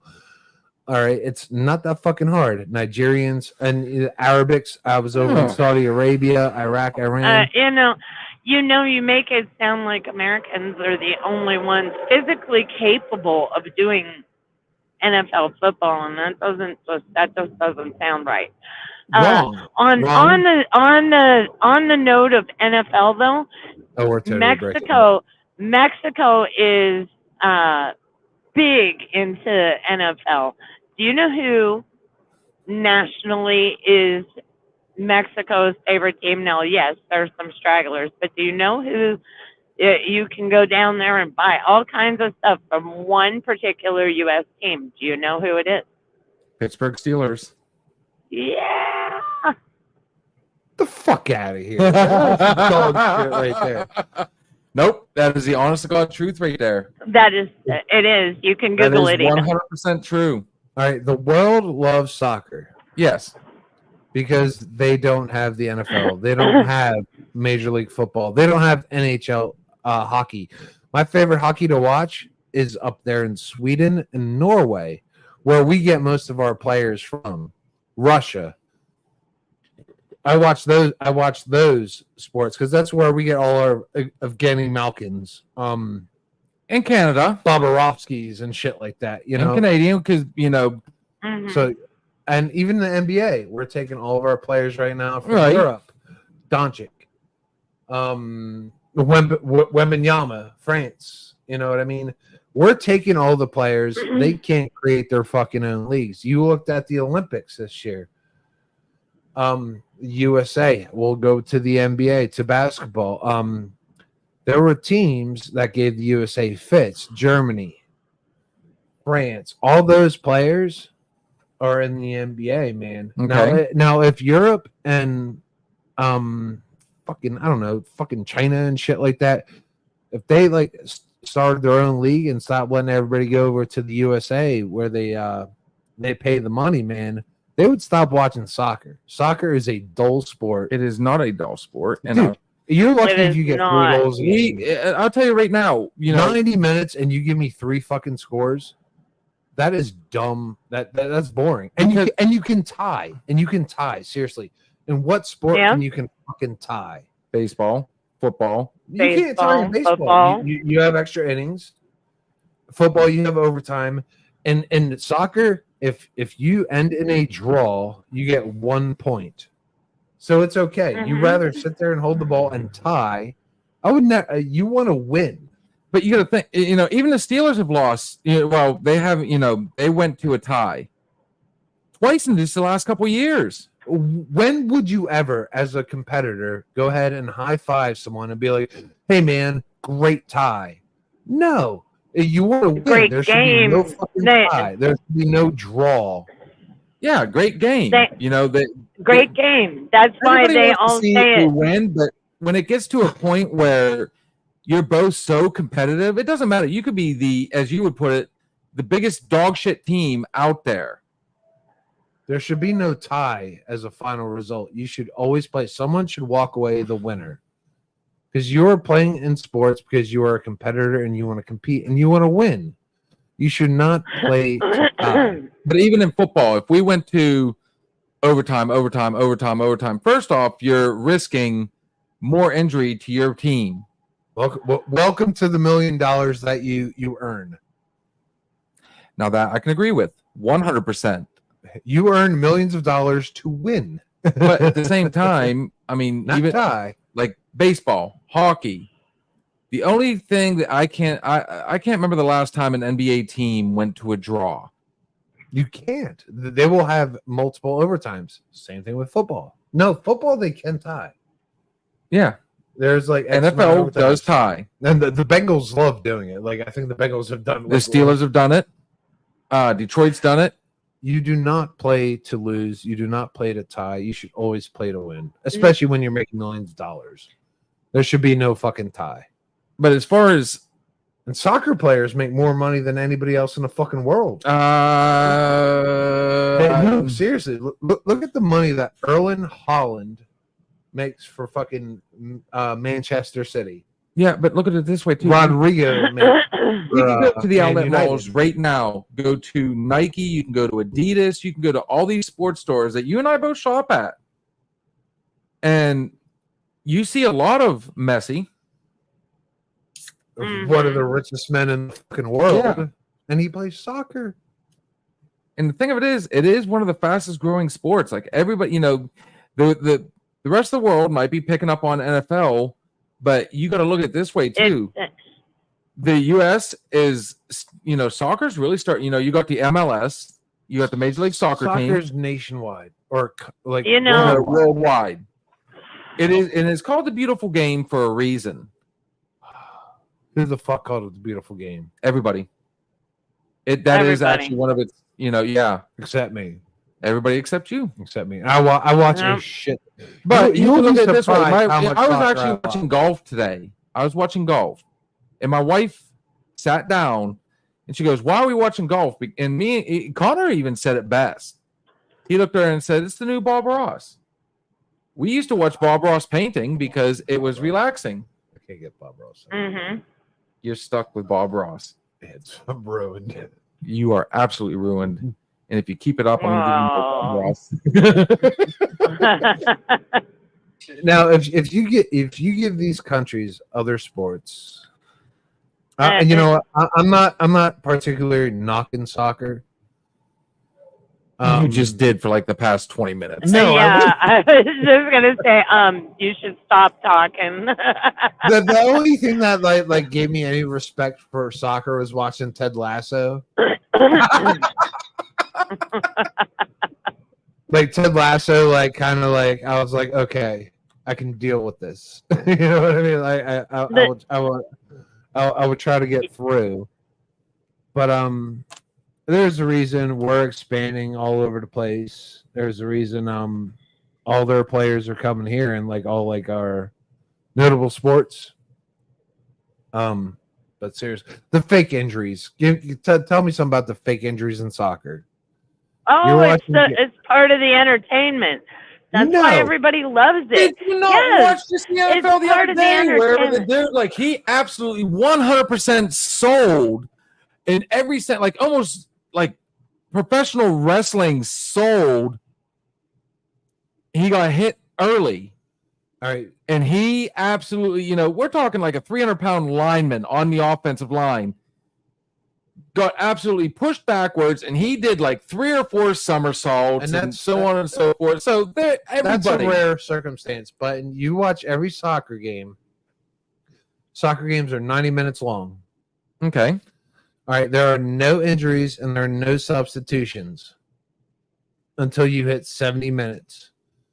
And this is a 90-minute game. So at 70 minutes, all of a sudden, everybody gets hurt. Everybody gets cramps because that clock keeps fucking running. And these guys, like, they don't just get hurt. They look like they got sniped in the fucking calf. Like, they go down and they're like, because the clock keeps running. Oh, yeah, they sell it. It's a comedy show. If that team is in the lead at 70 minutes, all of a sudden we start having injuries, and then we start substituting because the clock keeps rolling. Like now, I will have much more appreciation for soccer if when someone gets hurt, the clock stops. If we substitute, the clock stops. So you think the entire world should change how the game is played? No, absolutely, 100%. Honestly, yeah, I have to agree with that one. You should make it fair because, all right, so you hit the 90-minute mark, right? And they add 3 minutes for injury time. So then at 90 minutes, these coaches, what they do is they save all their substitutions for the end because it kills the clock. And these motherfuckers, what they do, they pick a guy that's on the furthest point of the field, and that's who they substitute. And that guy, he walks 50 meters across the field while the clock ticks. It's not competitive. Stop the clock on substitutions, stop the clock on injuries, and we will have more competitive soccer, and I will give that sport way more fucking respect. I can actually agree with that 100%. 100%. Because even like the Olympic Games, there was rules. Like the early Greeks, they even had rules. There's a time wasting card because they waste time because it's a continuous clock. Stop the clock on injuries, stop the clock on substitutions, and we will have a more competitive sport. You know, baseball did the same thing with the pitch count. You know, timer. They found out a way. They found a way. I think all sports have ways of adjusting to make it more enjoyable. And I will agree with one thing. Unless you're an absolute fan, it's kind of like watching golf. You know, unless you're not, you've gotten out there, you've played golf, you enjoy it. You know, a lot of people will tell you that it is the most boring thing to watch on TV. But yet every year, it's got, I think there's going to be, it's not going to be too much longer before they're going to put a clock on those guys as well. Well, they're when they get down there and they look at, they're looking at the putt forever. I'm going to measure, I'm getting ready to putt. Well, let me look at it again. Baseball realized it was slow going, so they added the pitch count. They're making it more competitive. The NFL changes all the time. So as you put it, the whole world should change. Yeah, sports change all the time. And if it will help people follow it more, if it makes it more competitive, then yes, I think the whole world needs to change. And I agree with this man 100% on that one. There is still an aspect of, You know, here's a good case in point. I was a judo guy. My uncle was a judo guy. My youngest brother was judo. You know, we're all martial artists. We tried to sit down and watch it during the Olympics, and you know, I was a taekwondo guy as well. They've changed the rules so much that, like, I mean, it's hard to follow. So why not change soccer a little bit and make it a little more interesting? You know, because a lot of people say the same thing. He's not the only one. I've talked to multiple people, you know, that said they can't watch soccer because to them it's boring. It's two guys kicking, you know, it's two teams trying to kick a ball back and forth. Well, as a sports guy, I will say this much. You said anybody can do it. I will take you in the backyard anytime you want, and I challenge you. Let's see if you can do soccer as well. Yeah, I played soccer as youth, but like, all right, it would blow your mind how much I know about soccer because I bet sports. It would absolutely blow your mind. You can name any team in the world, and I will tell you where they come from. And I will tell you their striker. The first 45 minutes of soccer, they just play defense. Nobody wants to go down 1-0 to nothing. So it's like usually a low scoring. They all save their energy and everything like that for the last 10 minutes, which it's boring. Unless you're in England and Germany, they actually get after it. You know what I mean? That's why I like England and Germany, because they get after it from the get-go. Then you have the teams that they call it park the bus. They put all of their players in front of the fucking goal all fucking game. It's boring as fuck. Like, dude, like it's a wall. You cannot put they did in Ted Lasso. They parked the bus. You know, in soccer, if you're playing against a better team like fucking, I don't know, Arsenal or something like that, like, or Bayern Munchen, the other team, they just park the bus and hope to get a fucking lucky goal. God, I don't know, man. I can't stand soccer. I can't stand the fake injuries and shit like that.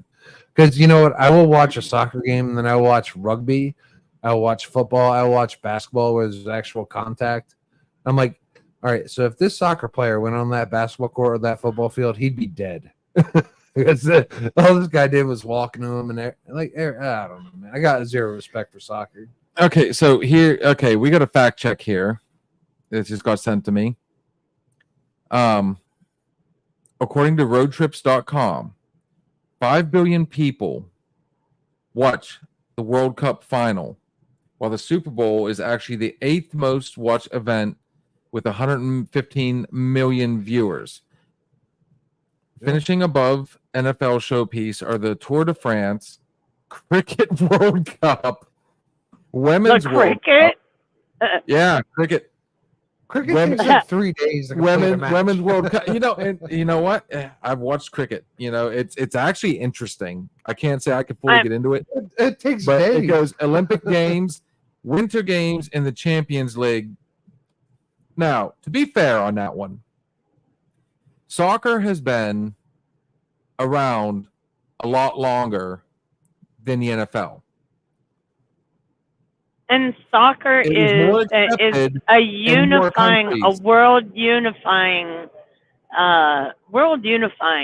You know, it's similar.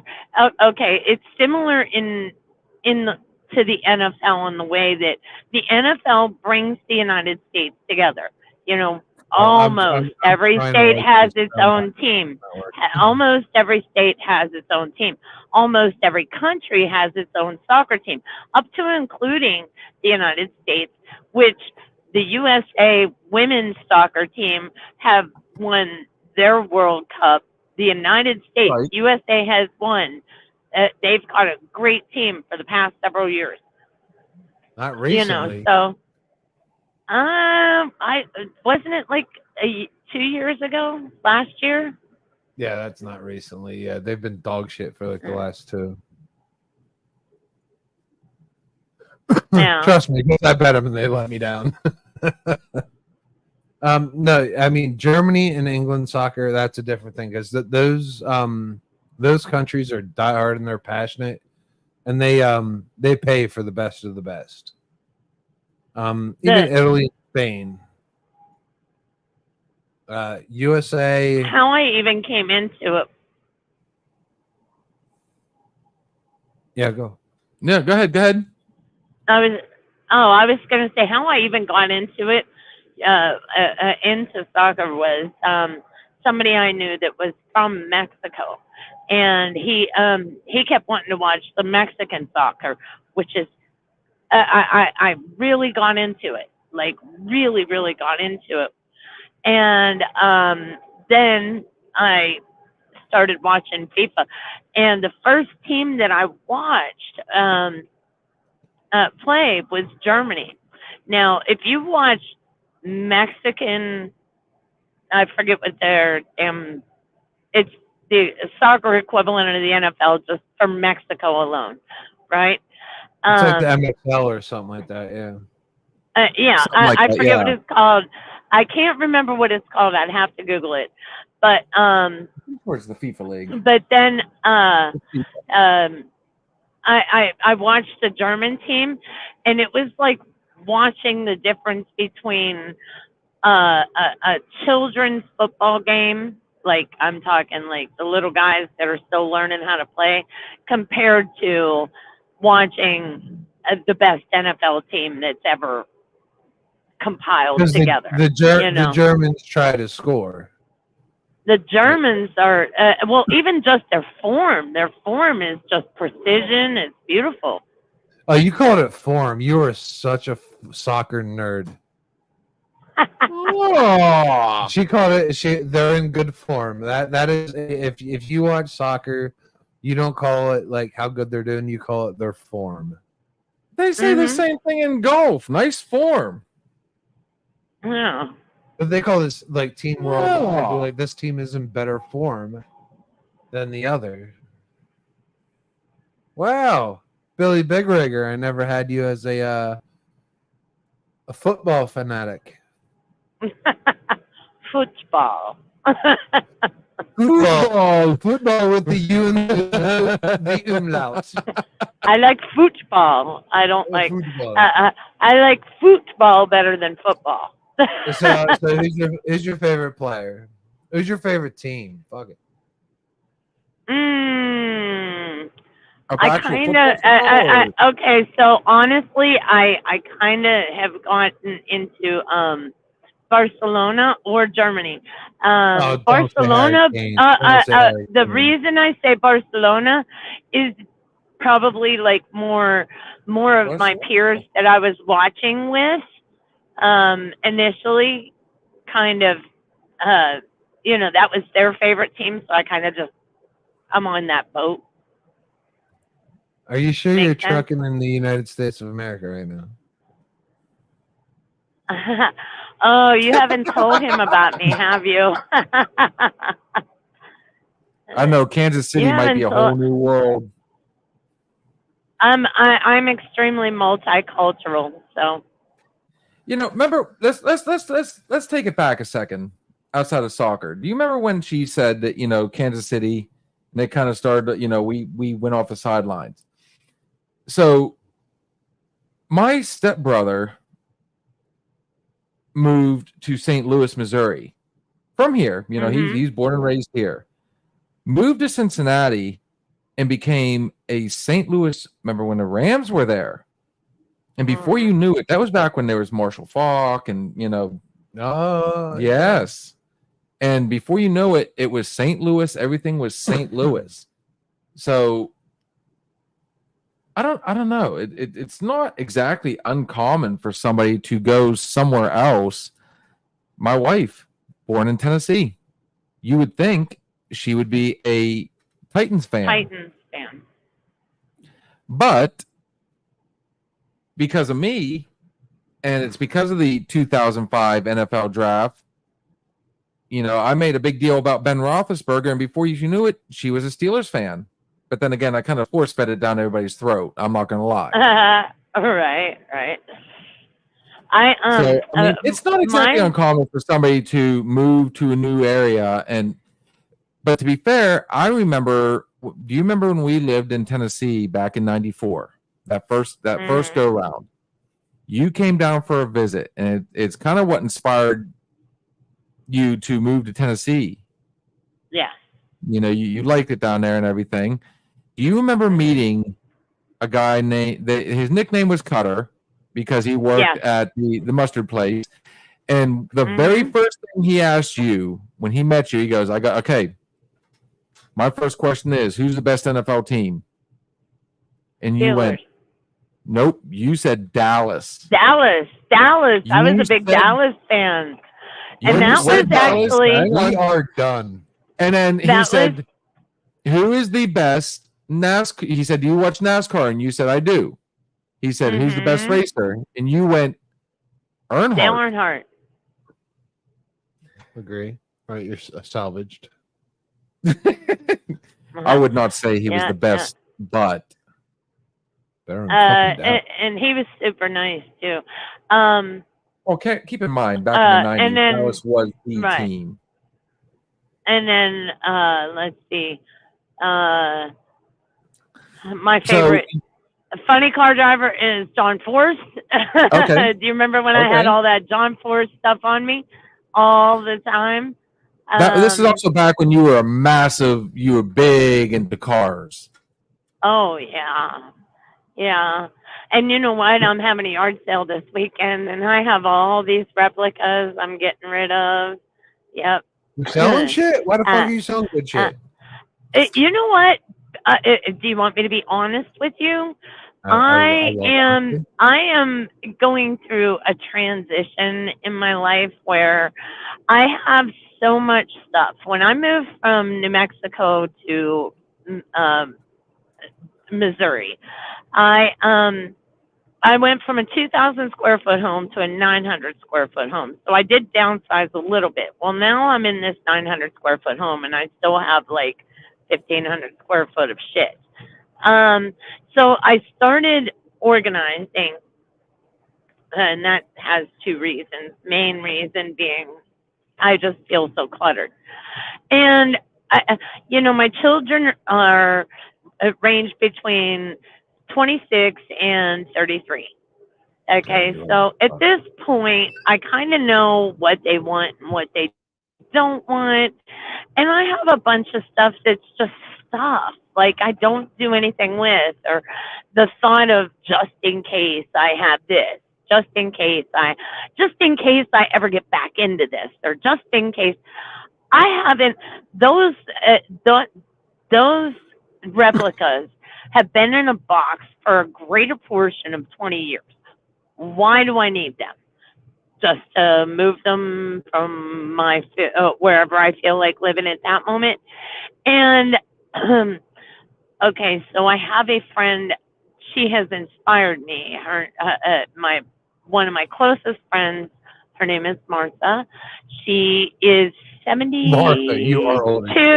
72 or 73. She is 72 or 73 years old, and Shocker. she just 2 years ago, she up and decided she was going to buy a shuttle bus and convert it into an RV. Okay. And I'm like, well, that sounds like a fun way to end my life. So it's something that I've, I'm like just kind of going through into a minimize my life to the things that what I used to enjoy isn't necessarily what I enjoy at this age. What my hobbies were, for example, rocks. Okay. I literally had like probably a ton and a half of rocks that I have collected throughout the years when I lived in New Mexico. Well, I went through and I got rid of about a half a ton, and I went through it this past weekend, and I am getting rid of probably 3/4 of that. So now I'll probably have 1,000 pounds worth of rocks, because I enjoyed them, but I don't need them. I'm just, that way when I die, my kids don't have to go through my house and empty all this shit out. You're consolidating early. Well, if it's any consolation, I'm- when you say rocks, my your niece is a huge gem and rock fan. Ah, I ought to make her a little gift box. I have little treasure boxes. I'll sort through them and I'll pick some out and I'll send them to you to give to her. Her birthday's coming up anyhow. Yes? Yes, in December. Yes. Way to Yeah. go, Aunt Billy Badass, for remembering. No, Hey, she's good at you're that. lucky. She's good Do you know what? Thank you. I try to. I'm terrible with dates, so I really do try. That's all right. Me That's the and joys of Sarah getting older. Sarah had to remind me that it's not the 16th anniversary coming up; it's the 17th. I'm horrible Oh. at that date. That's coming up too. That's like in a couple weeks, right? Next week. Oh, Next shit, week. is good. Okay. I'm getting there. Hey, I gotta remember. Fuck.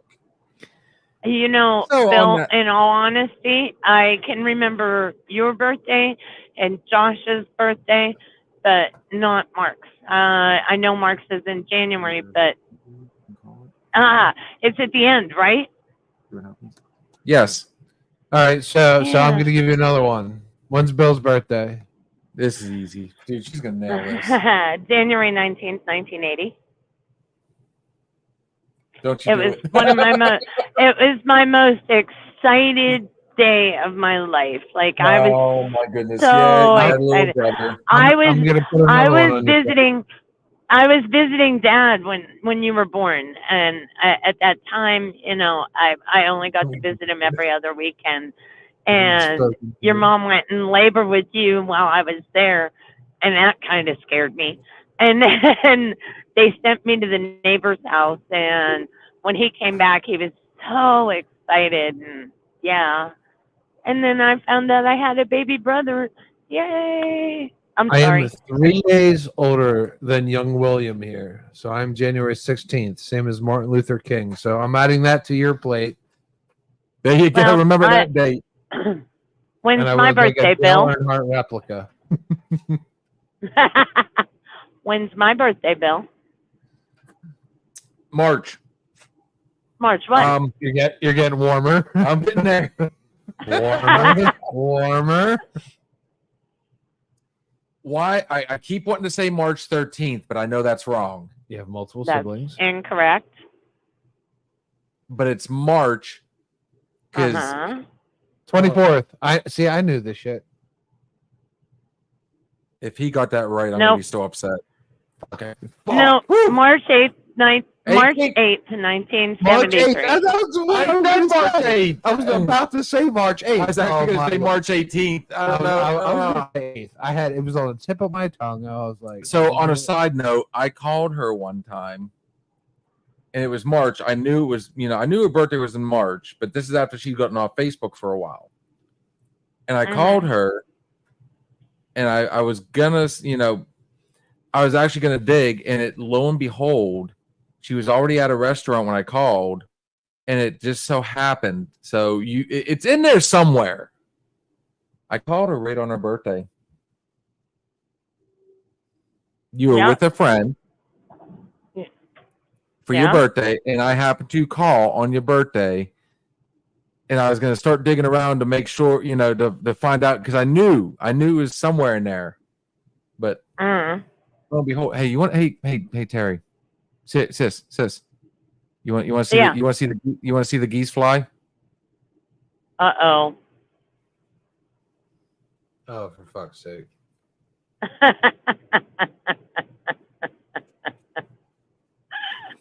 So when we did our ghost walk, did we get some audio that had some very weird anomalies that we didn't even hear that night?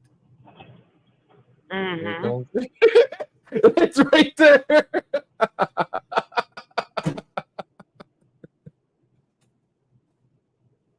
And to give this man credit, he kept that board in his, So Put that in my trunk. the ghost walk actually was kind of his idea.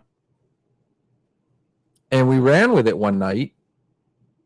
And we haven't talked about this for a minute. That was actually one of our most successful. And this is why we keep pushing for, the 100 on Facebook. We need 50 so we can do this stuff live and in person. I mean, I can't, we so badly want to be able to do this stuff like with you guys in real time. But he kept it in his box. He ordered the board. He went through with it. And I'm going to give him all the credit in the world. It was completely outside of his comfort zone. But that was his devotion to building this brand. Yeah, I don't like scary movies, so like I'm probably not into talking to the dead. So when we go out we actually went to McConnell's Mills. That happens when I drink. And we did a ghost walk. And believe it or not, he drank very little even beforehand. We had a beer. We did one beer before we left. Should have did more. And should have did crack. Is what we power walked down it. And if you go back and watch this video, it was so choppy. But the fun part is we did come back with some different, some interesting anomalies in pictures. No, that something's in that motherfucker. And then we turned around and I think it was the very next day we had heard something in the car that night, because something, if you watch the video, we both stop. I'm like, what was that? And he's like, what was what? And he didn't hear it until we went back and we listened to it in the car that had a lot better audio, a lot better bass, the whole deal. And he heard it, but then we picked up on another sound. So the very next day I go over to his house and we hooked it up on a killer system, a much better. And that sound didn't happen not once, not twice. What was it? Was it 5 total? The knocks kept coming. Then it kept there was a knocking sound coming from behind us back towards the mill area. And there it is, the geese are flying. It was like we were leaving and something wanted to say something. It was it wanted us to go. But it didn't happen when we were there. Like close to it. He took a picture and the picture is skeptical. There is a very skeptical picture. The mind sees what the eyes want. But the sounds were kind of undeniable. They're dedicated, and it was like when we were walking away, and if something was in there and it wanted to be let out or wanted to be heard or wanted to be seen, it was letting us know, like, hey, don't go. Oh yeah, fuck that. Fuck that shit. On that note, we've definitely gone way into our overtime. So yeah, what is it? Fucking Sunday. It is on a Sunday. We've actually had this has been fun. Yeah, it wasn't. And again, he's not a scary movie fan. This man, but that also shows, he's gone back, he looked, he fact checked, he did a whole bunch of different stuff, and I'm telling you guys, September 4th. Please tune in, guys, man. You know it's an great opportunity for us. Bill's opportunity to get with his young crush, but it's also an opportunity for you guys to talk to someone who's lived that Hollywood life. Absolutely. So it'll be great. I'm sure you're gonna be parked there in the truck stop off Kansas, and you're gonna be all in, and we appreciate that. I will absolutely be all in. Like I said, don't forget to message me. But it's going to be another night like this. Like I said, this is dedicated, so this is a dedicated run. So it will be like this. It's my early night tonight, and I will be in Kansas City in 2.5 hours. So, if that gives you a time frame as to when I actually would be able to stop. So, I have no doubt that you will be on there, man. We greatly appreciate you, and I know you're gonna have a lot of great questions like last time. Oh, it's thank really you. fun. Thank you for the invite. Yeah, this has been a blast. We love having people on here. I mean, you're a part of the family now. Yeah, literally. I mean, both literally and welcome to another shot. So on that note, we call this our final shot. Is there anything you'd like to say? Here. Wait, I got my drink. It's sweet tea.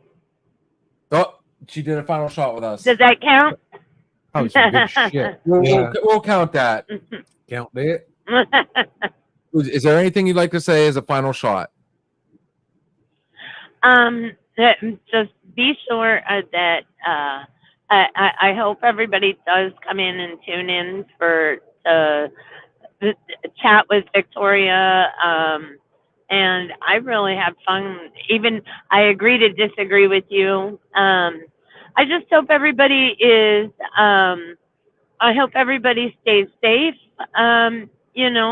Wake up tomorrow and realize that it's another day and a better day. And I hope everyone has a great night and a great day. Nice message. Branching off you, Chikalika. I think this world's fucked up. This world's and you know what I did notice this week in one of my part-time jobs is that especially the nursing homes, is that they're all starting to have these COVID outbreaks. Ooh, yeah, I've noticed. And COVID's coming back. And I predicted this shit 4 years ago. I said, you wait till we come to another election year without like ball grabbing politics. All of a sudden, COVID's a thing now. Monkeypox is coming in hot. Oh, Mpox. Mpox. Yeah, no, Mpox. It is coming in hot. It's an election year, man. I have no idea what to expect, but it's not looking good. Stock up on toilet paper because we're not doing that shit again. You know what I mean? Like, seriously. Like, get yourself a Sam's Club membership. Get yourself a fucking, I don't know, what are them other big stores that sell in bulk? Costco's. Sam's Club. Yeah, load up now because I'm telling you, I've been in this part-time job since the last election, and the same trends are happening. I'm like, here we go. All of a sudden, we're having fucking COVID. I had a job for fucking the last 4 years where I drew the blood and I tested COVID. Like I tested for COVID. That was my job. And it's coming back. Start preparing yourself. The world's gonna get ugly because if one side doesn't win, someone's going to be pissed off.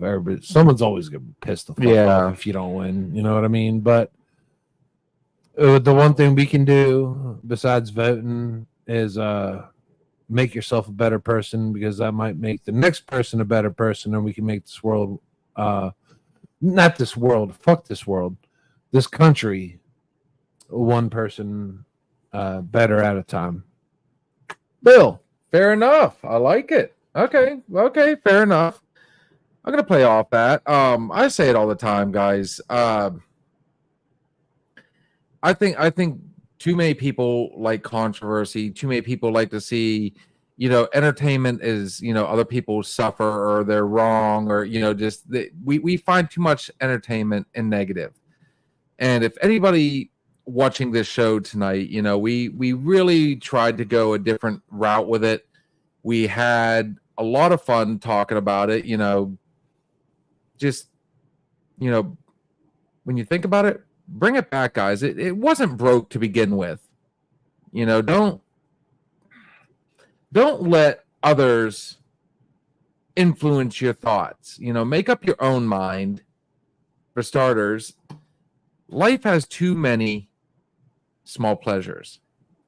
So let's share a shot, share a drink, and share your time.